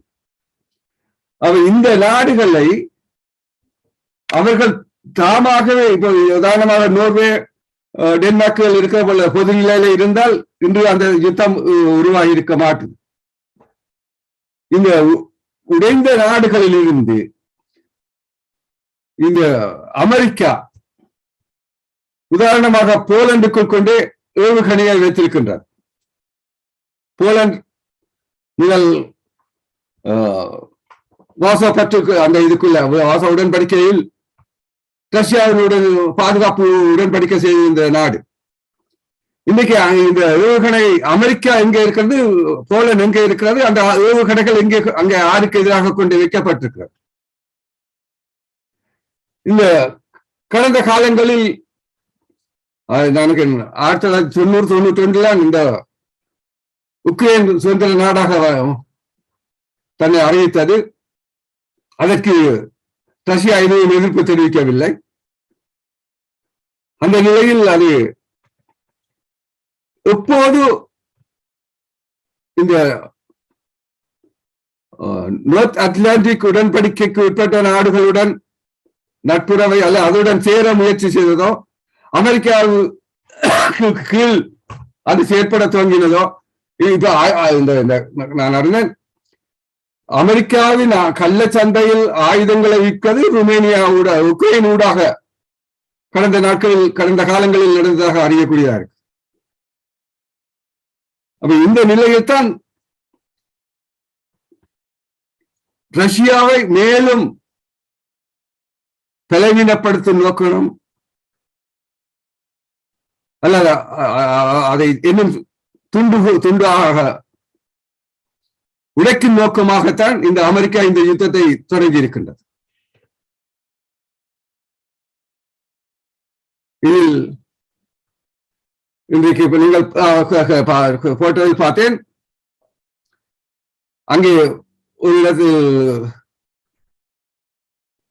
குண்டு போட்டதுக்கு குண்டு செய்யும் போட்டவர்கள் அதுக்கு எதிராக ஒரு இன அழிப்பு ஆக கருதக்கூடிய நிலை இந்த மேற்குலகள் கூறிக்கொண்டிருக்கிறது. ஆனால் எமது நாட்டில் எத்தனை முறை வைத்தியசாலைகளுக்கு மேல் குண்டு போட்டார்கள், எவ்வளவு மக்கள் அழிக்கப்பட்டார்கள். அதற்காக இந்த மேற்குலகு குரல் கொடுத்ததா அல்ல அந்த நீதிக்கு பெற்றுக் கொள்வதற்கு எமக்கு உதவி செய்கிறார்? நாங்கள் இங்கு பிரித்தானியா நாடாளுமன்ற சதுக்கத்தில் 72 நாட்களுக்கு இரவு பகலாக இருந்து கூக்குரல் இட்டோம்.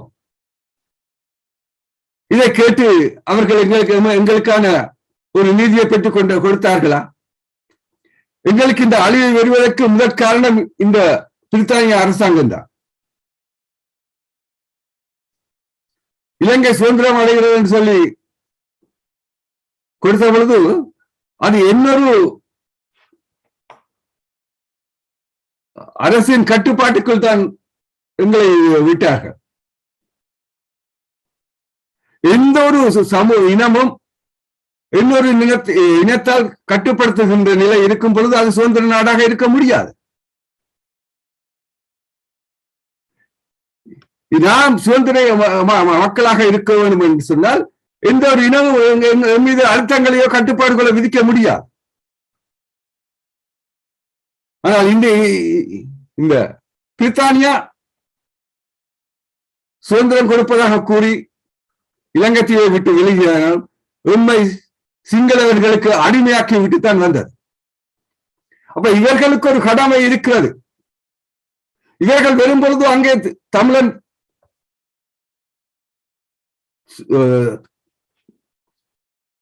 தன்னைத்தானே ஆண்டு சுய ஆட்சி செய்து கொண்டிருந்தார்.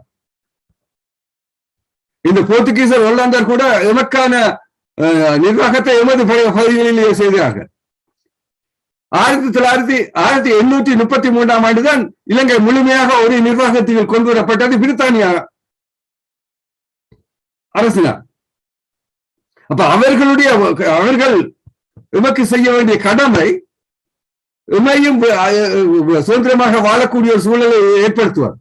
இந்த இன அழைப்புக்கு பின்பு சரி அதை செய்ய முயற்சி செய்ய வேண்டும். இங்குள்ள மக்களும் இங்கே அரசியல் செய்யும் தமிழ் அரசியல் தலைவர்களும் இதற்கான அழுத்தங்களை ஏற்படுத்த வேண்டும்.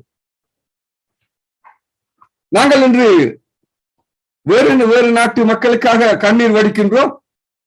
ஆனால் எங்கள் மக்கள் அங்கே இன்று வரையில் அடக்கப்படுவது மட்டுமில்லை, நாம் பூர்வீகமாக வாழ்ந்த நிலப்பரப்பில் இருந்தே கலைக்கப்பட்டுக் கொண்டிருக்கின்றோம் இன்று வரையில். இதற்காக யாரும் எதுவும் செய்ய முன்வரவில்லை. எங்களுடைய வரலாறு சிங்கள வர முன்பே அங்கே இருந்த வரலாறு.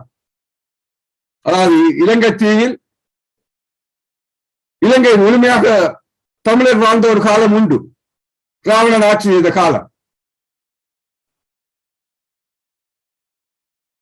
ஆதாரங்களும் உண்டு. சைவ ஆலயங்கள் பல பகுதிகளில் இருந்தது. தொண்டீஸ்வரர் வந்து தென்பகுதியில் கூட இருந்தது. இன்றும் கூட வழிபாடு செய்கின்றார்கள். வடபகுதி கிழக்கு பகுதியிலிருந்து கதிராமத்துக்கு போய் அது வரலாற்று காலம் தொடக்கம் இருக்கு. அங்கே தமிழாக்கள் சொல்ல இருந்தபடியாத்தான் அந்த கோவில் அந்த வகையில் இன்று வரையில் வழிபாட்டுக்குரிய இடமாக இருக்கின்றது. அப்ப இந்த நிலையில் வந்தோறு குடிகளான அல்லது தமிழர்களே சிங்களவர்களாக மாற்றப்பட்டதாக இது ஒரு கிறிஸ்தவ மதக்குழு அது சம்பந்தமான நூல் எழுதியிருக்கின்றார். தமிழர்களே சிங்களவர்களாக மாற்றப்பட்டதாக. இன்று நீர்கொழும்பில் உள்ள சிங்களவர் என்று கூறிக்கொள்பவர்கள் தமிழர்களாக இருந்து சிங்களவர்களாக மாற்றப்பட்டவர்கள் குறுகிய காலத்தில். அப்ப இந்த நிலையில் நாம்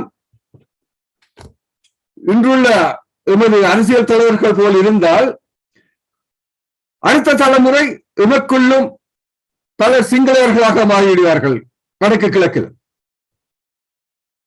அதான் நடந்து கொண்டிருக்கு. இன்று நினைக்கிறேன் வன்னி பிரதேசத்தில் ராணுவ கட்டுப்பாட்டுக்குள் நடக்கும் பாடசாலைகளில் புத்தம் சரணம் சொல்லித்தான் பாடசாலை ஆரம்பிக்குது. இது யாரும் வெளியில் கொண்டு வரவில்லை, வெளியுறவுகள் கொண்டு வரவில்லை. ராணுவத்தால் தான் அந்த ஆசிரியர்களுக்கு சம்பளம் வழங்கப்படுகிறது. 600 பேருக்கு நினைக்கிறேன், 600 ஆசிரியர்களுக்கு. அப்ப இது எல்லாம் ஏன் எங்களுடைய அரசியல் தலைவர்கள் கவனம் செலுத்தாமல் இருக்கிறார்கள், கதைக்காமல் இருக்கிறார்கள், இதை வெளியுறவுக்கு கொண்டு வராமல் இருக்கின்றார்கள்? இன்று மகாவலி அபிவிருத்தி சபை என்ற பெயரில் எவ்வளவு நிலப்பரப்பு அவர்கள் அபகரிக்க போகின்றார்கள். வன பாதுகாப்பு என்ற பெயரில் அபகரிக்கின்றார்கள், தொல்பொருள் என்ற பெயரில் அபகரிக்கின்றார்கள். அப்ப இந்த நிலையை மாற்றுவதற்கு தமிழ் மக்கள் தான் விழிப்படைய வேண்டும், தமிழ் தலைவர்கள் அல்ல. தமிழ் தலைவர்கள் என்று, தேசிய தலைவர்கள் என்று கூறிக்கொண்டிருப்பவர்கள் ஒருவரும் தமிழ் மண்ணுக்காகவோ மக்களுக்காகவோ செயல்படுவார்களாக இல்லை.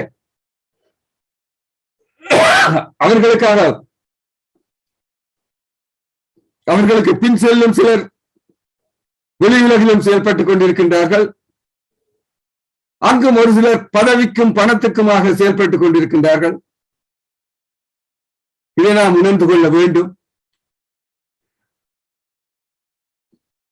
தமிழர்களுடைய முக்கியமான பகுதிகளில் சிங்கள தேசிய கட்சிகள் வந்து போட்டியிடுகின்ற நிலை ஒன்றை உருவாக்கியது இந்த கூட்டமைப்பை சேர்ந்தவர்களால் தான். ஆண்டை மறந்துவிட்டேன். மேலே நாளில் மே தினத்தில் தனிலோடு சேர்ந்து சம்பந்தரையா சிங்கக்கொடியை உயர்த்தினார். அங்கே ரத்தம் காயவில்லை முள்ளிவாய்க்காலில் சிங்கக்கொடியை உயர்த்துகின்றார் யாழ்ப்பாணத்தில். இவர்களை எப்படி தமிழ் மக்கள் மத்தியில் உலாவ விடுகின்றார்கள் என்பதுதான் பெரிய கேள்வி. இன்று வரையில் காணாமல் போனவர்களுடைய பெற்றோர்கள் தெருவில் நின்று கூக்குரலிட்டுக் கொண்டே இருக்கின்றார்கள். ஐக்கிய சபையே அந்த அரசியல் கைதிகள் விடுவிக்கப்பட வேண்டும் என்பதை குறிப்பிட்டிருக்கிறது. 2015ஆம் ஆண்டு கொண்டு வந்த அமெரிக்காவில் கொண்டு வரப்பட்ட தீர்மானம். இதற்காக என்ன செய்தார்கள் இந்த அரசியல் தலைவர்கள்? நான் சொல்வதில் தவறு இருந்தால் யாராவது வந்து சுட்டி காட்டுங்கள்.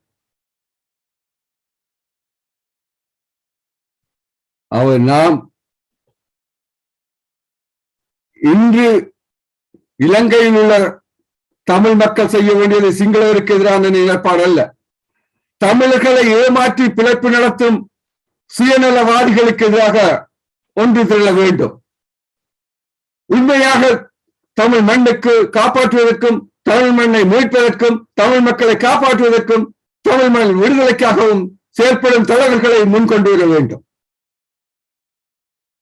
இது மக்களின் கடமை, வரலாற்று கடமை, இளைய சமுதாயத்தின் வரலாற்று கடமை. 2008ஆம் ஆண்டு மாவீரர் உரையில் தலைவர் குறிப்பிட்டிருந்தார், இளைய சமுதாயத்திடம் இந்த விடுதலை போராட்டத்தை கையளிப்பதா. அந்த விடுதலையை முன்னெடுக்க வேண்டியது இளைய சமுதாயம். அவர்கள் வெளிப்படைய வேண்டும். அவர்கள் சிங்கள அரசாங்கத்தாலோ அல்லது வேற்று நாட்டு அரசாங்கங்களாலேயோ திசை திருப்புவதை, அவர்களுடைய சிந்தனையை மாற்றுவதை தவிர்த்து நமது மண்ணை பாதுகாக்க அனைவரும் ஒன்றுபட்டு செயல்பட வேண்டும். வேறுபட்ட கருத்துக்களை தவிர்த்து நமக்கான நீதியை, பரிகார நீதியை பெற்றுக் கொள்ள வேண்டும்.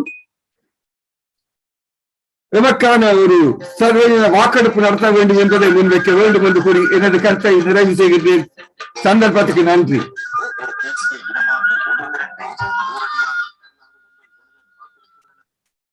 நன்றி ஆரம்பம் ஐயா. இப்போது இந்த யுக்ரைன் பிரச்சனை பற்றி ஒரு சிறிய விளக்கமான ஆங்கிலத்தில் வருகின்ற ஒரு காணொளியை பார்த்துவிட்டு இந்த நிகழ்ச்சியை முடிவு கொண்டிருவோம்.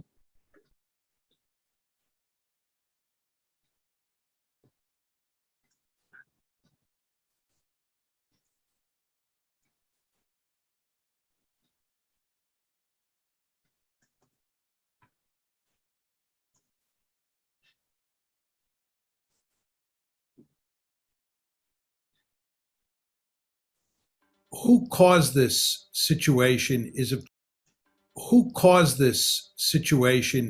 tremendous importance because it involves assigning blame. You really have two choices here. You can argue that the West, and especially the United States, caused the crisis, or you can argue that the Russians caused the crisis. But that means that whoever you argue caused the crisis is responsible for this disaster. And it is important to understand that this is a disaster. Ukraine has lost Crimea. It's, in my opinion, going to lose the Donbass. And the only interesting question to me at this point is whether it's also going to lose more territory in the eastern part of its country. Furthermore, Ukraine's economy is wrecked. Its cities are in the process of being wrecked. The international economy is going to be badly affected by these events as they go on. Furthermore, it makes it difficult for the United States to pivot out of Europe and pivot to China, where there is a potential threat, which is China. Furthermore, we're driving the Russians into the arms of the Chinese, which makes no sense at all. And all at the same time, we're making Eastern Europe a very unstable region. And therefore forcing us to, if anything, up the ante there. So this is a disastrous situation. So the question of who caused it and who bears the blame really matters. Now, the conventional wisdom in the United States and in the West more generally is that the Russians are responsible for this. And in particular, Vladimir Putin is responsible. I don't buy this argument at all, and I haven't bought it for a long time. In my opinion, the West bears primary responsibility for what is happening today. And it was largely a result of a decision in April 2006 to make Ukraine and to make Georgia a part of NATO. We were going to integrate Ukraine into NATO come hell or high water. Now, the Russians said at the time that this is categorically unacceptable. The Russians made it clear that they had swallowed the first two tranches of NATO expansion, the 99 expansion and the 2004 expansion. But Georgia and Ukraine were not going to become part of NATO. They were drawing a line in the sand. They said this is an existential threat to us. And indeed, in August of that year, of course, August 2008, you had a war involving the Russians and the Georgians over the whole issue of whether or not Georgia would become part of NATO. Now, it's important to understand that when we talk about Western policy and we focus on NATO and expansion of NATO into Ukraine, that actually Western policy had three prongs to it. The core prong was definitely integrating Ukraine into NATO. But the other two prongs were integrating Ukraine into the European Union and turning Ukraine into a pro-Western liberal democracy, in effect, putting in place the Orange Revolution. And these three prongs of the strategy were all designed to make Ukraine a pro-Western country, a country in the West's orbit sitting on Russia's border. And again, the Russians made it unequivocally clear at the time that this was not going to happen.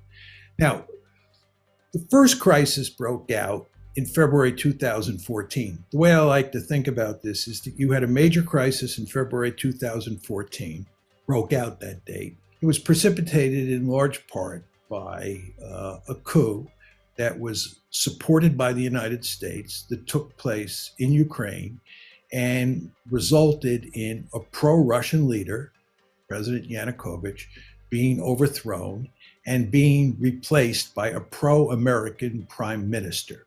The Russians found this intolerable. At the same time, they were debating with the West and with the Ukrainians over EU expansion. And always in the background at that point in time was NATO expansion. This blew up, and it had two consequences. One is that the Russians, in effect, took Crimea away from Ukraine for themselves. The second thing that happened is that the Russians helped foster a civil war in eastern Ukraine. And of course, that civil war festered well after 2014. But the crisis really blew up in 2014. Then, starting about mid-year, and really heating up at the end of last year, I would say in December 2021, was a second major crisis. And the question is, what caused this crisis? And in my opinion, it was caused largely by the fact that Ukraine was becoming a de facto member of NATO. It's commonplace in the West, especially in Washington these days, to say that Russia had nothing to fear regarding Ukraine becoming part of NATO. And Russia had nothing to fear because NATO was doing nothing to move forward Ukraine's incorporation into NATO. I think in a de jure sense, that's absolutely correct. But in a de facto way, that's wrong. What we were doing was we were arming the Ukrainians. And you want to remember, it's President Trump in December of 2017 who was under great pressure, who decided to arm the Ukrainians. So we were arming the Ukrainians, we were training the Ukrainians, and we were forming ever closer diplomatic ties with the Ukrainians. And this spooked the Russians. It especially spooked the Russians in the summer of last year when the Ukrainian military used drones against Russian forces in the Donbass region. It especially spooked the Russians last summer when the British drove a destroyer through territorial waters, Russian territorial waters in the Black Sea. It especially spooked the Russians in November when we were flying bombers within 13 miles of the Russian coast. So all these events, coupled with this de facto bringing of Ukraine into NATO, pushed the Russians to what Sergei Lavrov said was the boiling point. First expansion of NATO, second expansion of NATO, and then all of these events associated with Ukraine. The Russians had it. So you had a crisis of massive proportions, which of course resulted on February 24th in the Russians invading Ukraine. And we are now in the midst of a real war. This is not just a civil war in eastern Ukraine, which is what we had before February 24th. We now have a real war. So this brings us to the question of what is the conventional wisdom on this subject, and how do I think about the opposing argument? The opposing argument is that this has nothing to do with NATO expansion. It's really quite remarkable. When you listen to people in the administration speak, and when you read editorials in the Washington Post, this has absolutely nothing to do with NATO expansion. I don't know how anybody can say that. The Russians have been saying since April 2008 that this is all about NATO expansion, that NATO expansion into Ukraine is an existential threat to them. But Americans simply refuse to believe that. Not all Americans, but many Americans, and certainly the policy elite in this country. And instead, what they have done is they've created a story that it is not American policy. It's not NATO expansion that's driving this train. Instead, it's Vladimir Putin. And it's the fact that Vladimir Putin is either bent on recreating the Soviet Union or he's interested in creating a greater Russia. But whichever one of those two outcomes you take, he is ultimately an expansionist. He's on the march. And thank God we expanded NATO, because if we hadn't expanded NATO, he'd probably be in Berlin by now, if not Paris. This is the basic argument. He is an aggressor. There are a number of problems with that argument. First of all, before February 22nd, 2014, nobody was arguing that he was aggressor. Nobody was arguing that NATO expansion was required for the purposes of containing Russia before February 22nd, 2014. We didn't think he was a problem. And in fact, when the crisis broke out on February 22nd, 2014, we were actually shocked. If you go back and look at the newspapers at the time, the Obama administration was caught with its pants down. Why? Because they didn't think that the Russians were aggressive. But of course, we had to invent the story after the crisis broke out so that we weren't blamed for what happened. We had to blame the Russians. So we created this story. Second reason you want to doubt this is that Putin has never said that he is bent on recreating the Soviet Union, or he's bent on creating a greater Russia. He's never said he was bent on conquering Ukraine and integrating it into Russia. There's no question that in his heart, he thinks that it would be appropriate for Ukraine to be part of Russia. In his heart, he's made it clear he'd love to bring back the Soviet Union. But he's also explicitly said that in his head, he fully understands that this is a bad idea. So if you look at what he said, there's no reason to think he's bent on recreating the Soviet Union or creating a greater Russia. To take this a step further, he doesn't have the capability. He doesn't have the capability for two reasons. First of all, he doesn't have a big enough military. This is a country whose gross national product is smaller than Texas's, right? This is not the former Soviet Union in its heyday. Furthermore, the Russians understand occupying countries or occupying territory in Eastern Europe is a prescription for big trouble. Most of us on this call are old enough to remember the Cold War and all the trouble that the Soviets had.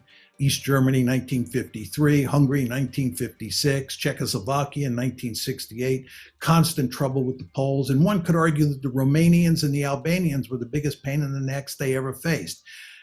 The Russians are surely sophisticated enough to know that not only do they not have the capability, but that occupying Ukraine, occupying the Baltic states would be like swallowing a porcupine. This would be crazy. Final point I'd make is if you look at what the Russians are doing militarily in Ukraine at the moment, it does not look like they're bent on conquering the country and occupying it and integrating it into a greater Russia. But anyway, here we are. And I think everybody is very interested in the question of where we go from here. So let me say a few words about that. First of all, let me start with US policy. US policy is to double down.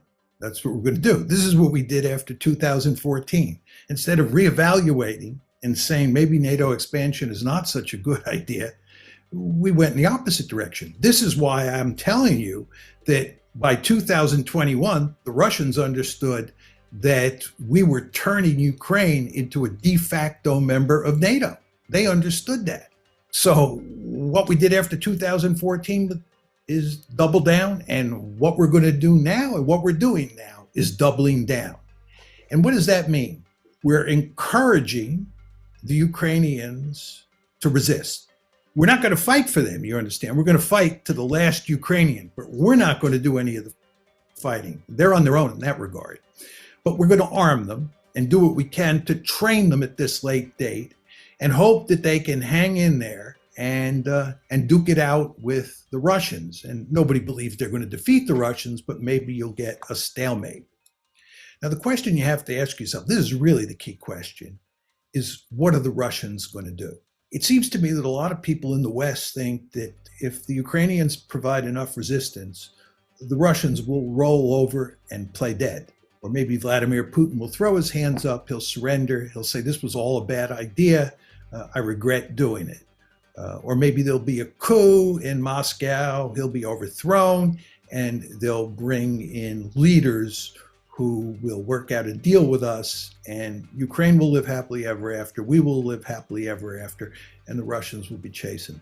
I've spent my entire adult life studying great power politics. This is not the way the world works, and it is certainly not the way the Russians work. You want to understand, going back to what I said about the April 2008 decision, the Russians said at the time, this is an existential threat. This is an existential threat. So even before the current war and Ukraine becoming part of NATO was viewed as an existential threat, now you're talking about a situation where you defeat the Russians in Ukraine. This is a much worse outcome for the Russians than what happened in April 2008, and a much worse outcome than what happened in February 2014. And the Russians are not going to roll over and play dead. In fact, what the Russians are going to do is they're going to crush the Ukrainians. They're going to bring out the big guns.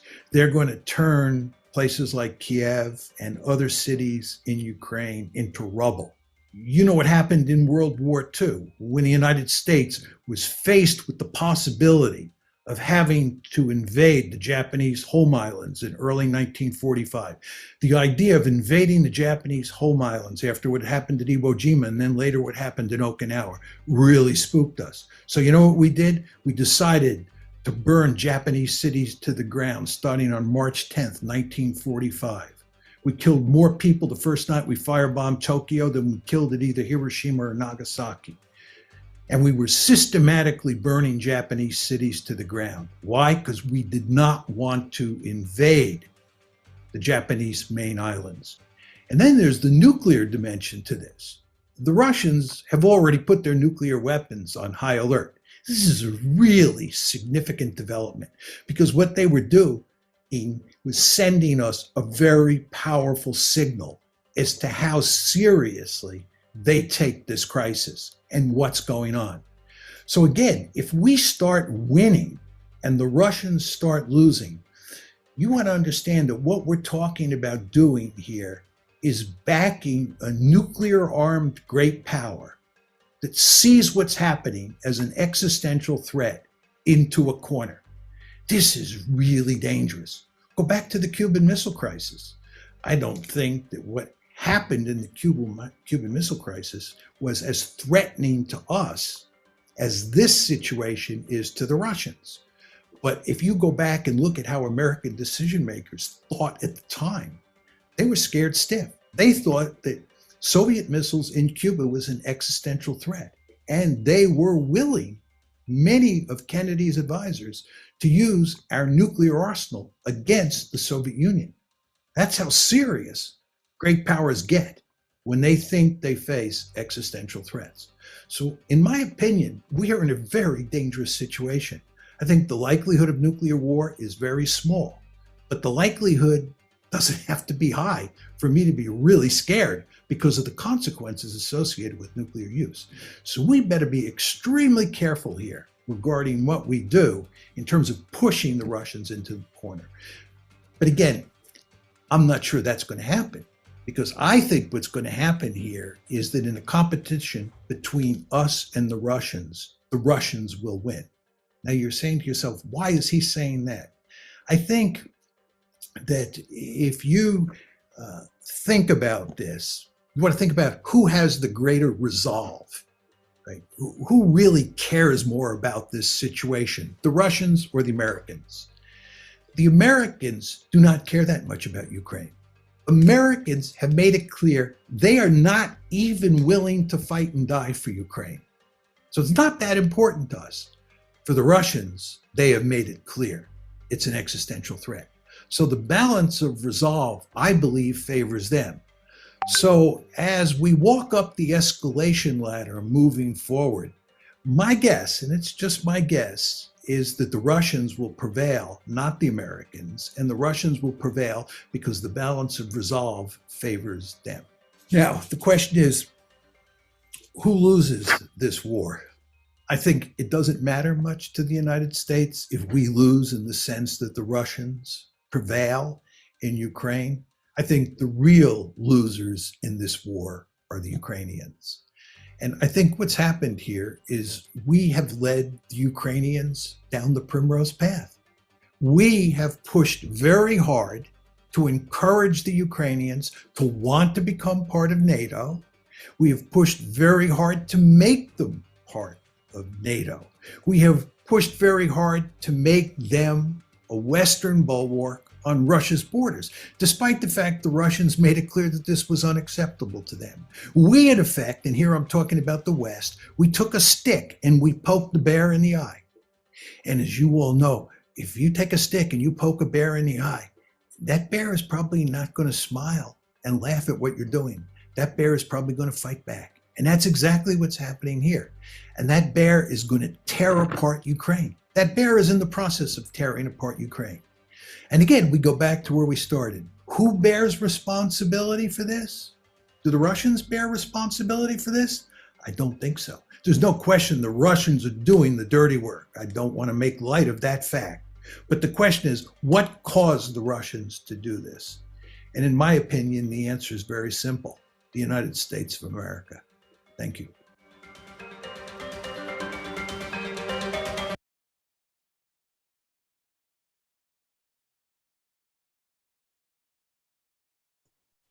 இப்போது அந்த ரிப்போர்ட்டை பார்த்திருந்தோம். அது ஆங்கிலத்தில் இருந்தது. அதை நாங்கள் கவனமாக பார்த்தோம்னு சொன்னால் உண்மையான இது விளங்கும்.